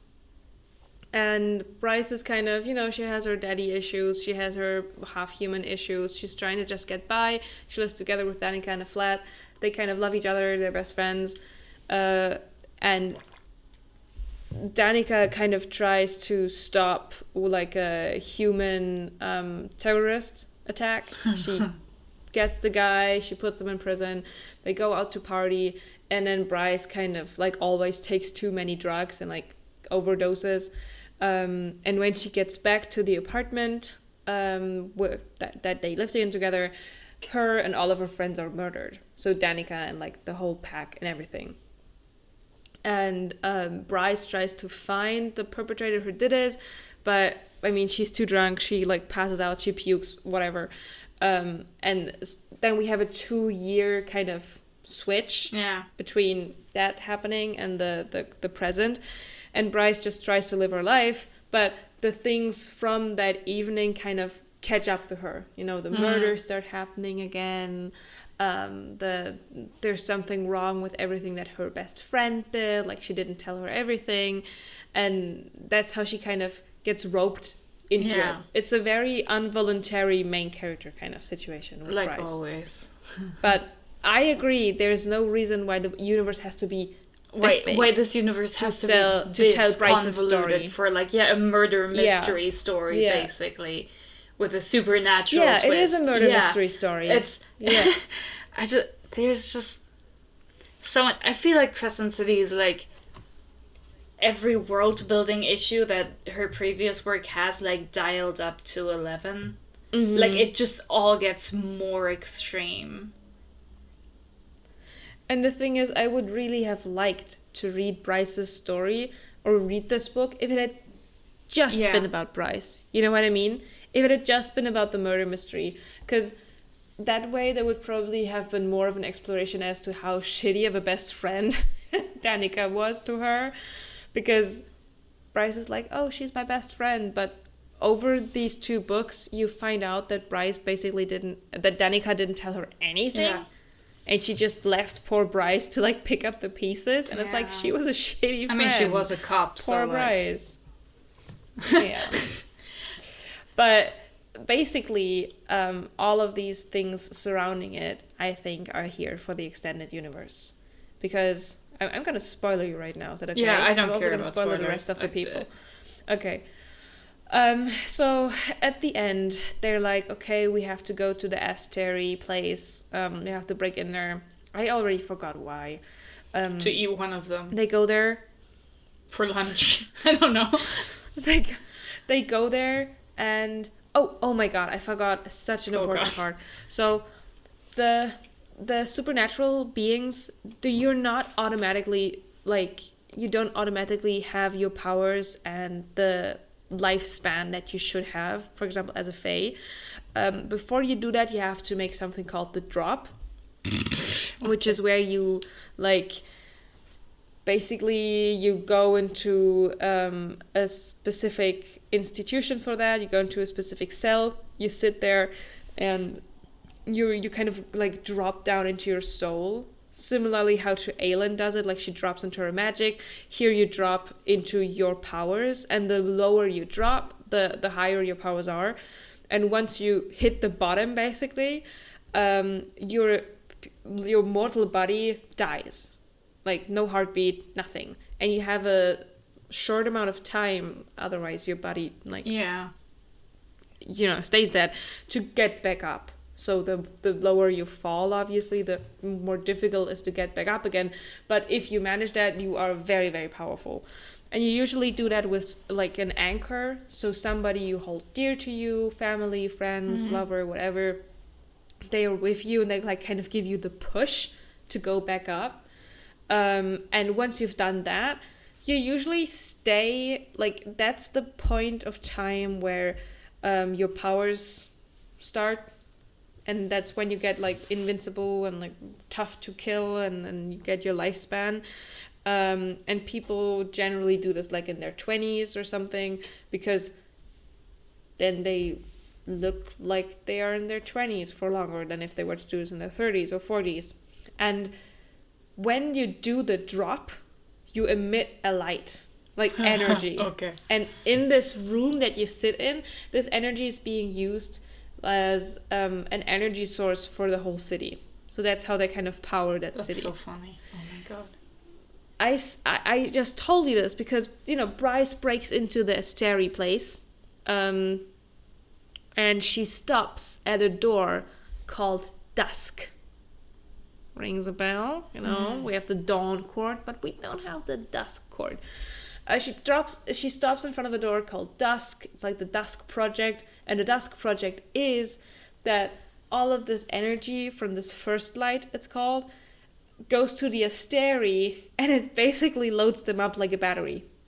Like, she sees all of these tubes, and the lights go through, and they go to one of, like, 6 barrels, and they have the names of the stars on them, of the Asteri on them, and, like, a percentage. They're being charged by the people making this drop. Also, what?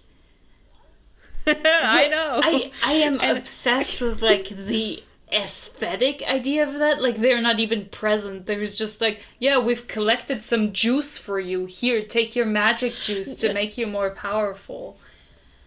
No, they are present. They are like humanoids walking around. We meet one of them later. But like, they're not present, like, at the time the energy is being harvested, right? Like, they're not there and getting it directly channeled. It's just collected, and at some point, like, you assume they go and collect their magic juice. What?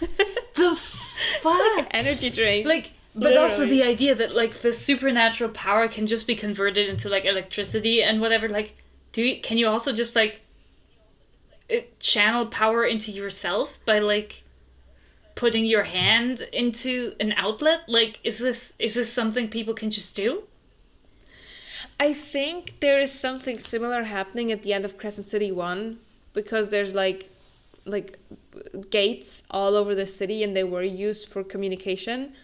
And, like, Bryce puts her hand on it and makes the drop at that gate because she needs the power to, like, activate it or something.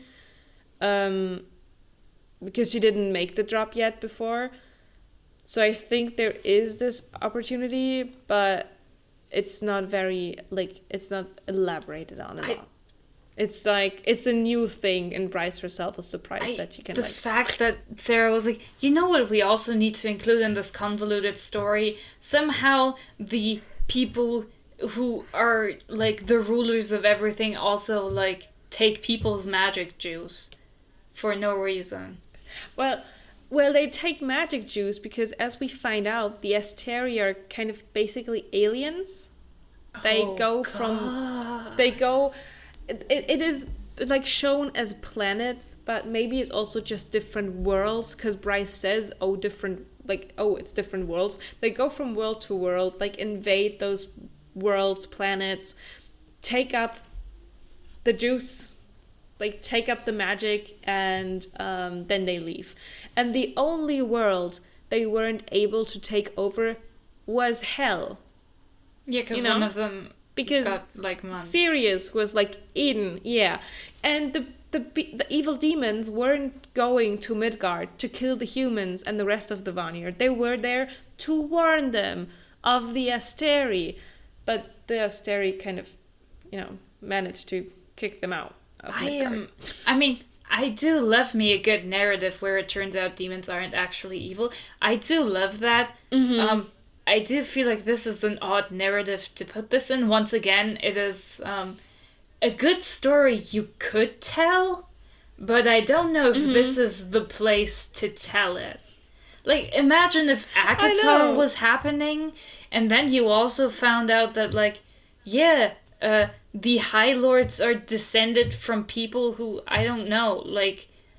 ate magic juice from everyone else, from the normal Fae, and that's why they, like, but also, like, somebody tried to kill them, but, like, they put them all in the prison or whatever. Like, what?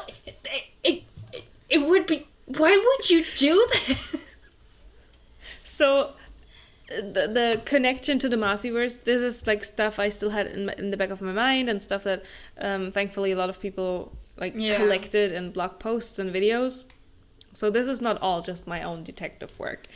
But while we're still at the end of Crescent City 2, one of those Asteri, Regulus, tells Bryce that the star power that she has, because she has like a little... She gets like a little star in her chest, and she has the starlight, and she gets the star sword, and she's like the big star gal. That star is a beacon to another world where she, or like her Fae, her ancestors, originally came from, and it glows next to Fae who have undiluted bloodlines. And there is a Fae in the book, he dies. Nice. His name is Cormac, who is from something like called a more ancient Fae line. And she glows next to him. So you're like, oh, okay. Where do these Fae come from? He says the star will lead her back to her people, and that world was the world where his people were overthrown when they ruled there. So you're like, okay, there's another world where Fae come from, and he wants revenge for that, like, initial thing happening, made by Bryce's ancestors. So he's like, wants to use Bryce to, like, take him there. And now we get to the part that made a lot of people lose their minds at the back of Crescent City 2. Bryce runs away. Bryce makes her little portal with her powers, and she's like, to the star, she's like, okay, please bring me to that place. I need these people who are there to save me. And she goes through the portal, and she is in Prithian. No! She's in Prithian. She doesn't know where she is. She's like, this doesn't look like hell. She gets picked up by a guy. She doesn't understand the language, but he, like, flies her away, takes her. It's Azrael. He takes her to the House of the Winds, I think he takes her. Or does he take her to the townhouse? No. He takes her to one of the houses. She gets, like, she doesn't understand anyone. This girl is traumatized. She's wearing her, like, joggers and a sweatshirt or something, like with a sword all bloody. And the only person who understands her is Amron. And Amron is like, oh, that's like nobody has spoken the ancient language in years. Why do you speak it? And Bryce is like, is this hell? Can somebody just please like Google Maps? I need to know where I am. And Asriel has like has a sword, right? Yeah. Truth teller. And Bryce has her sword, the Star Sword. And there was And also this Gwydion. Yeah, okay. and there was also like this Gwydion sword, right? The sword of the High Fae King. And there's this prophecy: when the knife and sword are united, so shall our people be. And the swords start glowing when they're next to each other. And you're like, oh my goodness, there's a connection being made. And just at that moment, Rhysand and Feyre walk into the room, and Bryce is like, oh my goodness, that's my brother. She's like, oh my god, Rune? And Rhysand was like, what the fuck? Because they look the same. They're like identical. Oh my god, basically. That's so stupid. And God that's how that chapter ends. Oh no, Rhysand, he says like something, welcome to Prythian, welcome to the Night Court, or something like that. No, literally the last thing. What? That's how it ends. Wait, I have the book right next to me. That's the literal last thing he says. Right, let me go to it. Wait. This is so stupid. He says, hello Bryce Quinlan, my name is Rhysand. That's the last thing before the epilogue. But the epilogue doesn't have anything to do with Bryce. My reaction to this is no! Exclamation point. There were so many different, some people were elated, some people literally cried because they hated the fact that she's gonna connect the two. But really though, like, there's no way this is gonna be good. Like, I'm sorry, but like, I do not believe Sarah has like the interest or skills in planning that this could be good at all. I'm just like, just let Feyre and Rhysand rest. Oh my god, they just get worse the more they appear in sequels. Do you know who's probably not gonna get any rest? Aelin.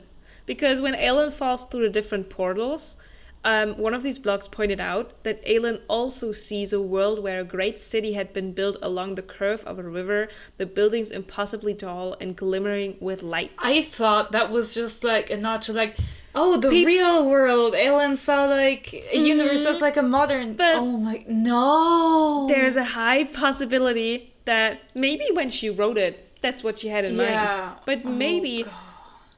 she was like, oh, this is gonna be, the city from the new book I'm writing. Because, Kingdom of Ash was pretty close to Crescent City 1, right? Also, but Kingdom of Ash also had, like, a somewhat satisfying conclusion where you were like, oh, these people can rest now. This is a closed chapter. We don't have to think about this anymore. These people don't get to rest.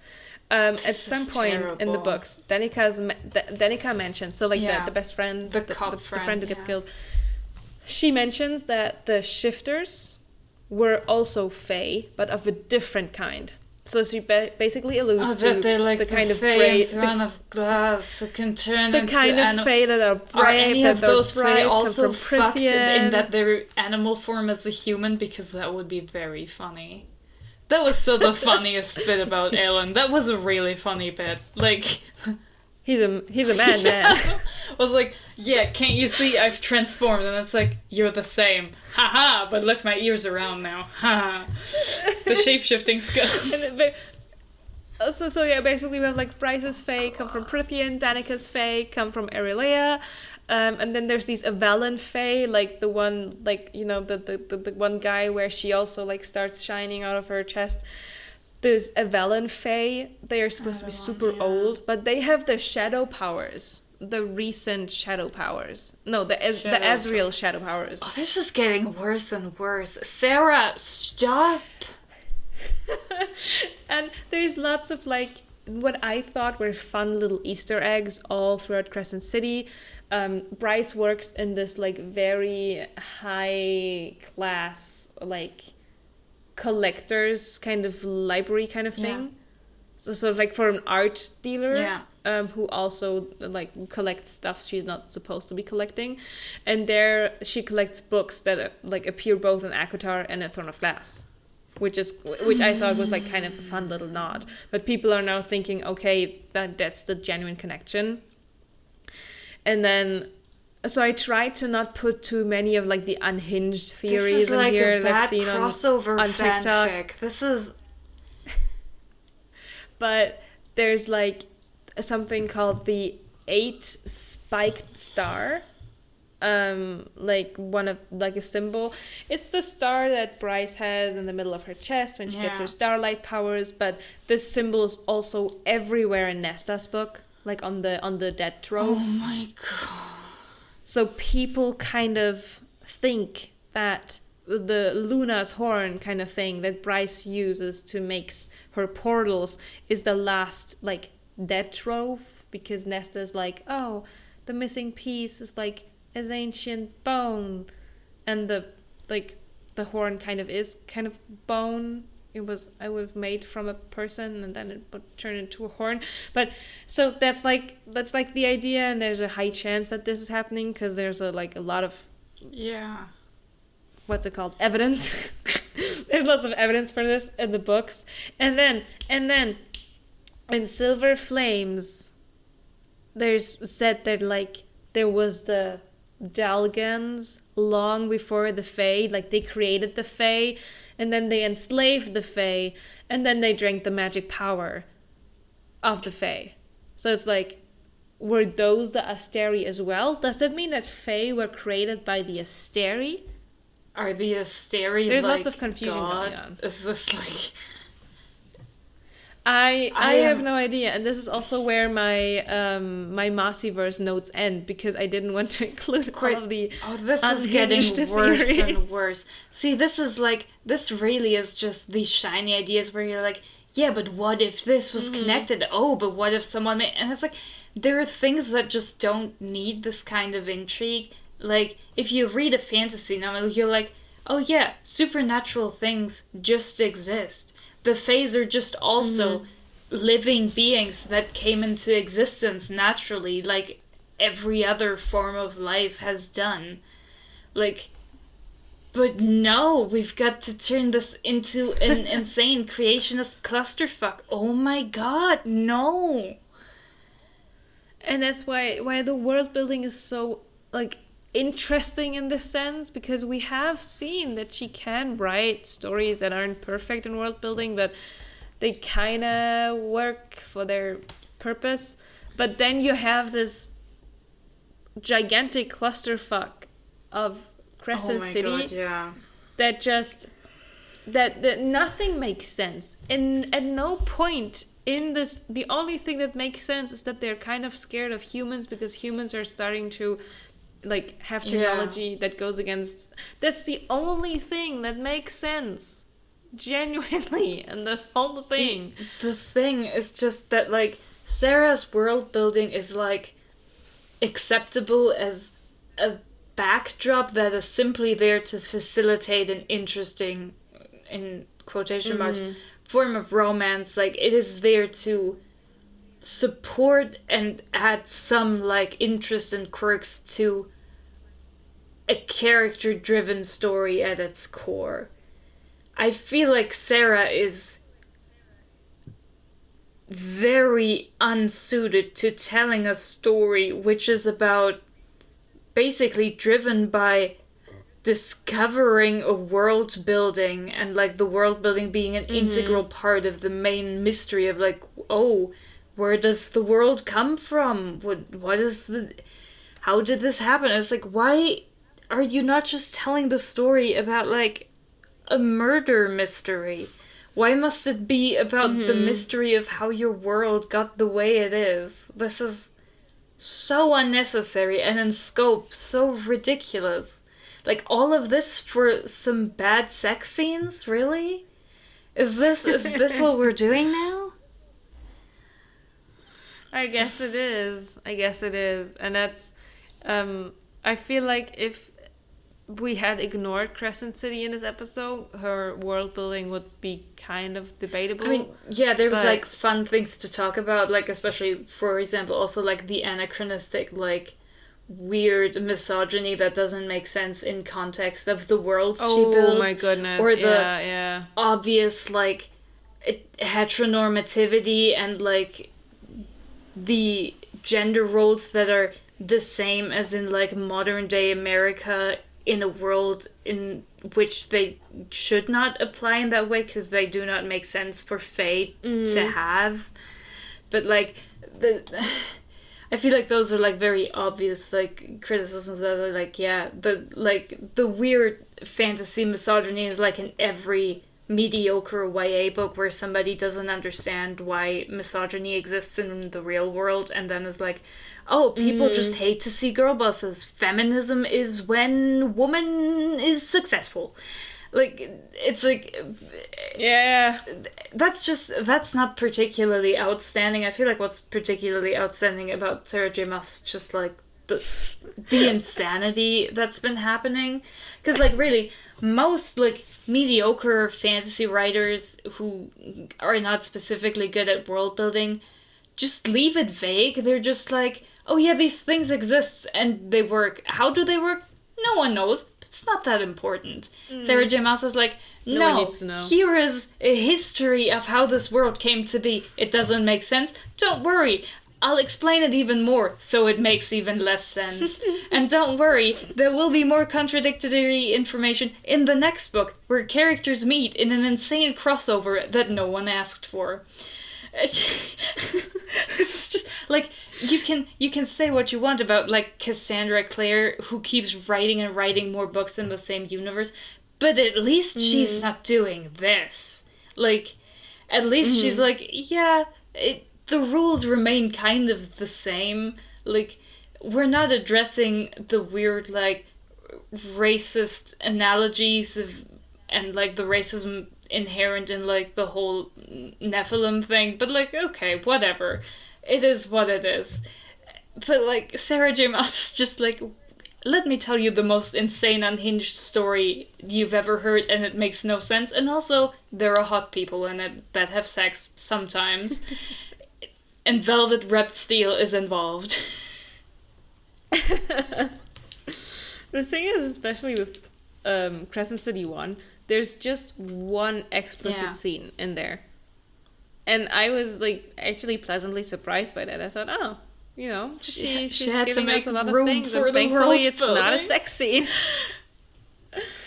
But she like remedies all of that in Crescent City 2, and it's like, yeah, it's not as bad as Silver Flames, but it's. I am still. But yeah, the same modern day sexism is really bad in the Crescent City books.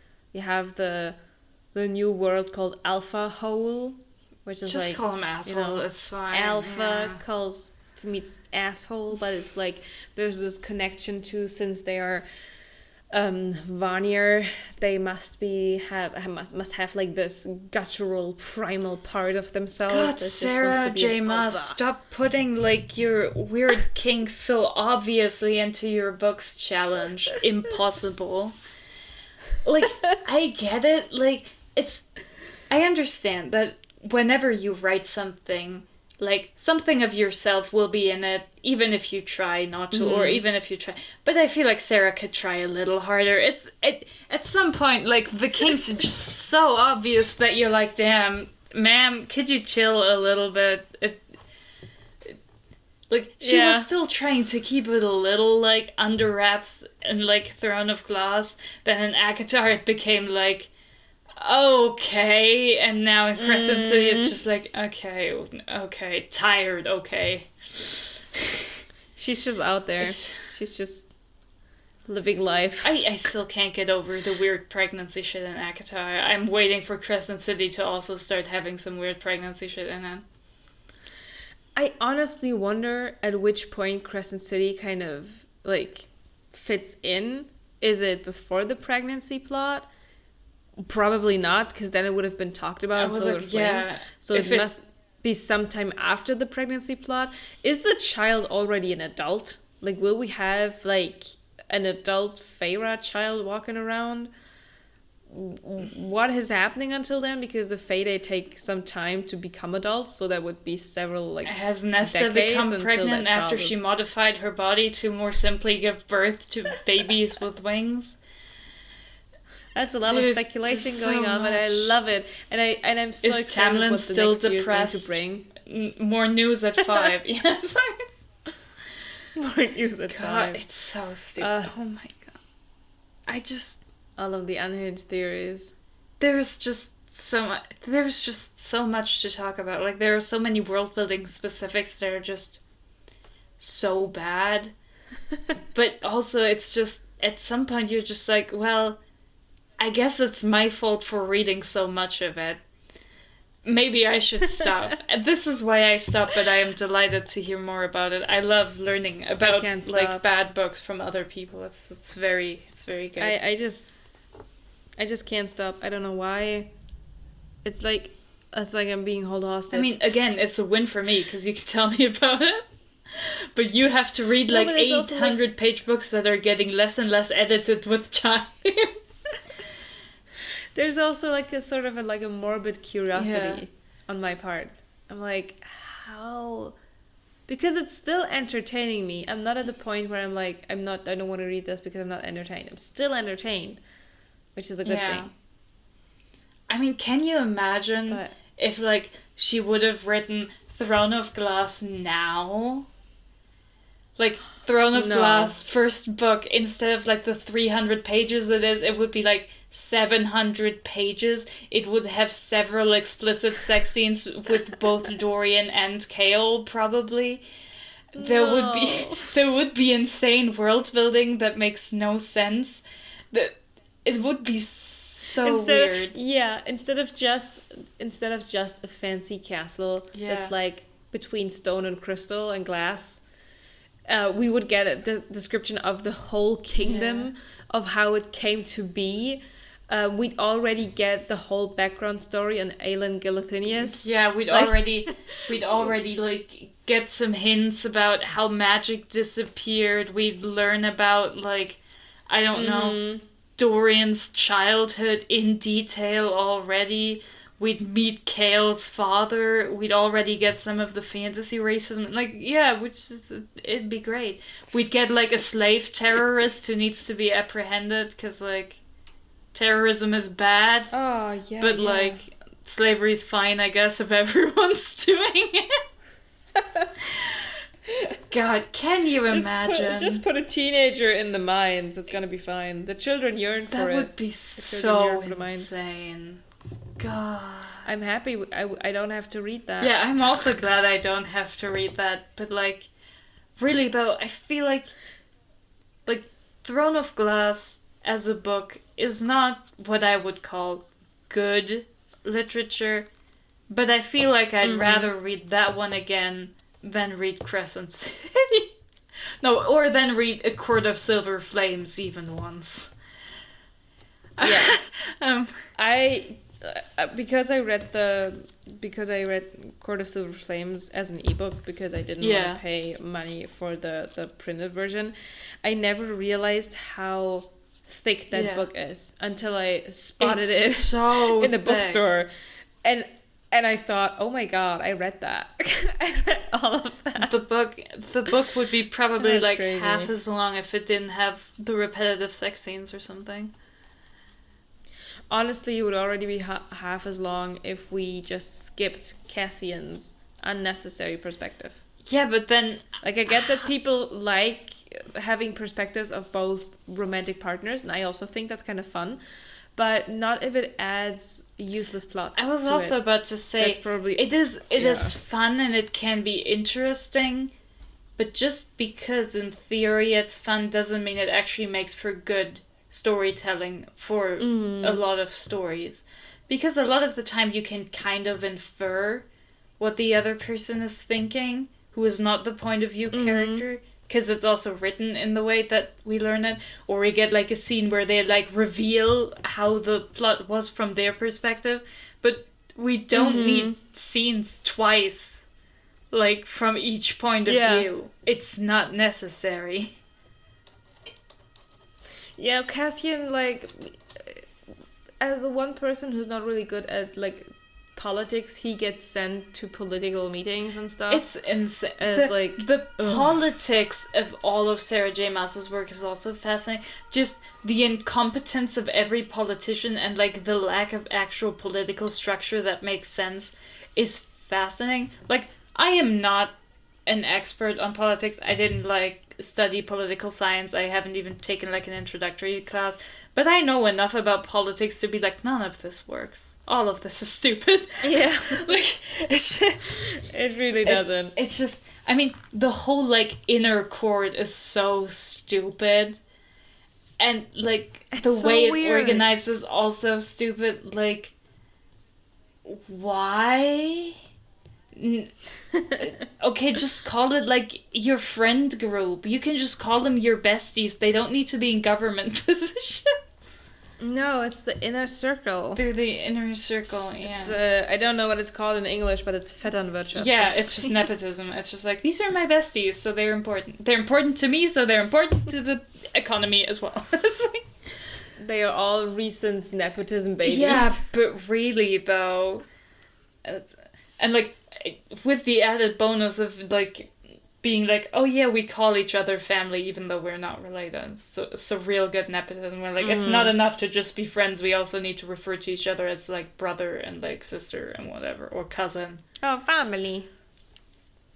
Yeah. Honestly, I don't know why Amren hangs out with them. I would be like, God, I want to beat all of you to death. And then, I don't know, dissect you to figure out how these bodies work because I'm curious and weird. Honestly, she probably thinks that. Yeah, she probably does think there it's just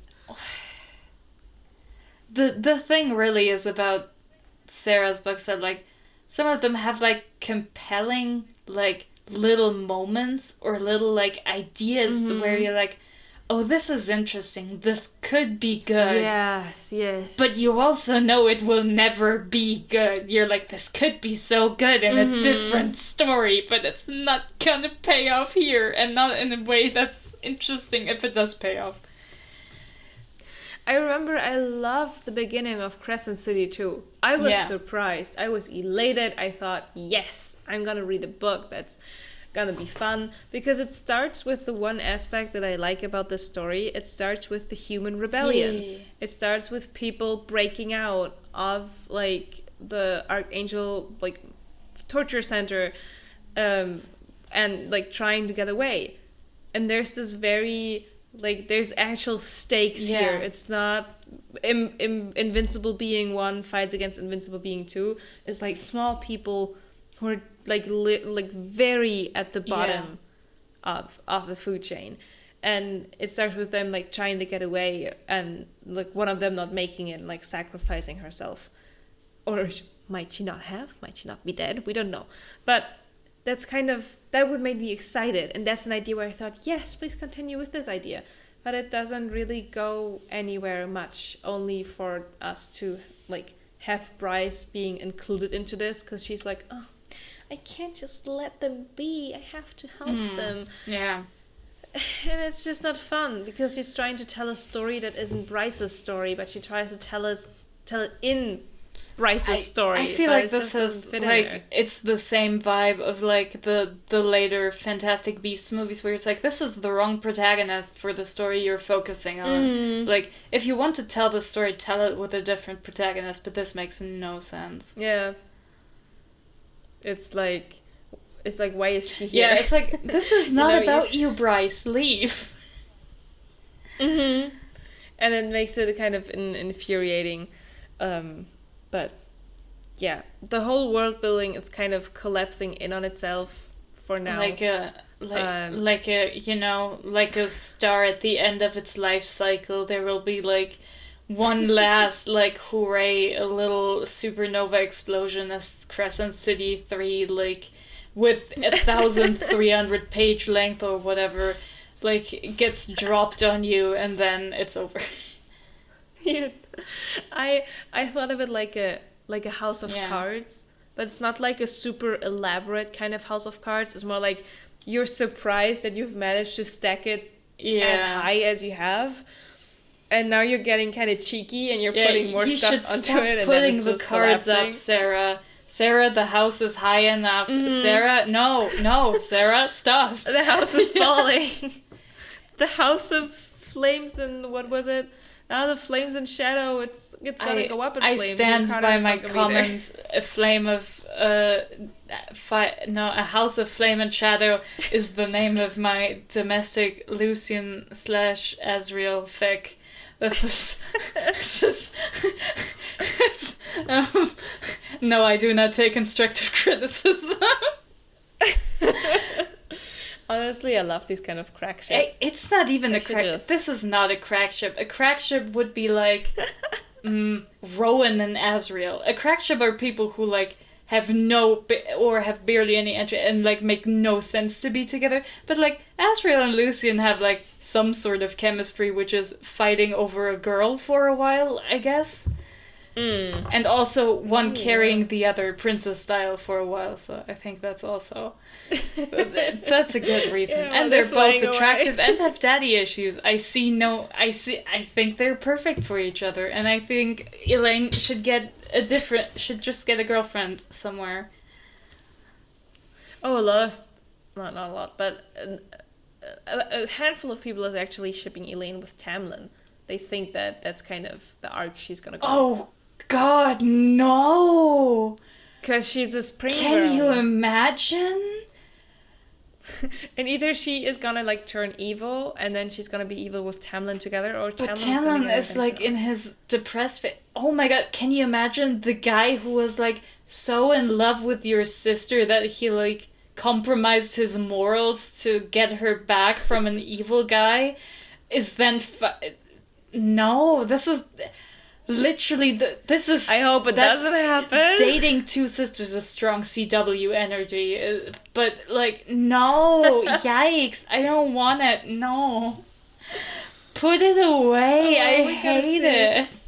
I mean, Elaine doesn't have enough personality to like deduct anything about how her book might go, because like she does get a little bit of personality and like spunk in Silver Flames. Because she's like Nesta takes a lot of like agency over her and like makes a lot of decisions, and Elaine is like, stop making decisions for me. I'm an adult. I'm young. I'm old. I can make those. She needs a man to make those decisions. Nesta, get with the program. She needs a domineering man who gets possessive and aggressive when other men flirt with her or just talk to her at all. You know how it goes. This is the Sarah J. Maasiverse. Yeah, you can't control your sister. A man needs to do that. Oh, I miss OG Rowan. Me too. Dude, I miss Era Fire, Era Rowan and Aelin. That was so... Era Fire is like... comparative to like things she writes now, it was so good. It was peak. Yeah. Peak Sarah J. Maas. I think Era Fire and Queen of Shadows are like peak Sarah J. Maas, and then it went down. I mean, I think they're like the best for relation, but I still think Court of Mist and Fury is probably the best book she's ever written. I don't see it getting better again. I feel like it's gonna go downhill like quicker and quicker. This is the wedding soup scene in Mist and Fury. Wedding? Oh, the mating soup. Yeah, I think that's also in Mist and Fury. With the cottage and like the sex where they smear like paint all over each other and the house. Yeah. I love the memes for that scene. Was so disgusting. But maybe let's wrap it up. Let's wrap this steel up in some velvet. So you can hear we have a lot of feelings. Yeah, there will be more Sarah J. Maas conversations. She's just the gift that keeps on giving. There are so many things to discuss about her work. Or it's a nightmare that keeps coming back. We haven't decided yet. I mean, that's true. An unending like circle in a Ouroboros of like bad decisions that you can dissect forever. Because everything feeds into each other. Because we were meant to talk about the world building, but then we also went to like story structure and like characters. Because like all of because it's all stuck together. Yeah, it's all one bad soup. One bad lady soup. Well, thank you for listening to this episode. If you've made it this far, we appreciate it. And if you also do not like Sarah J. Maas, then you were valid. Found some kindred spirits. That being said, thank you and goodbye.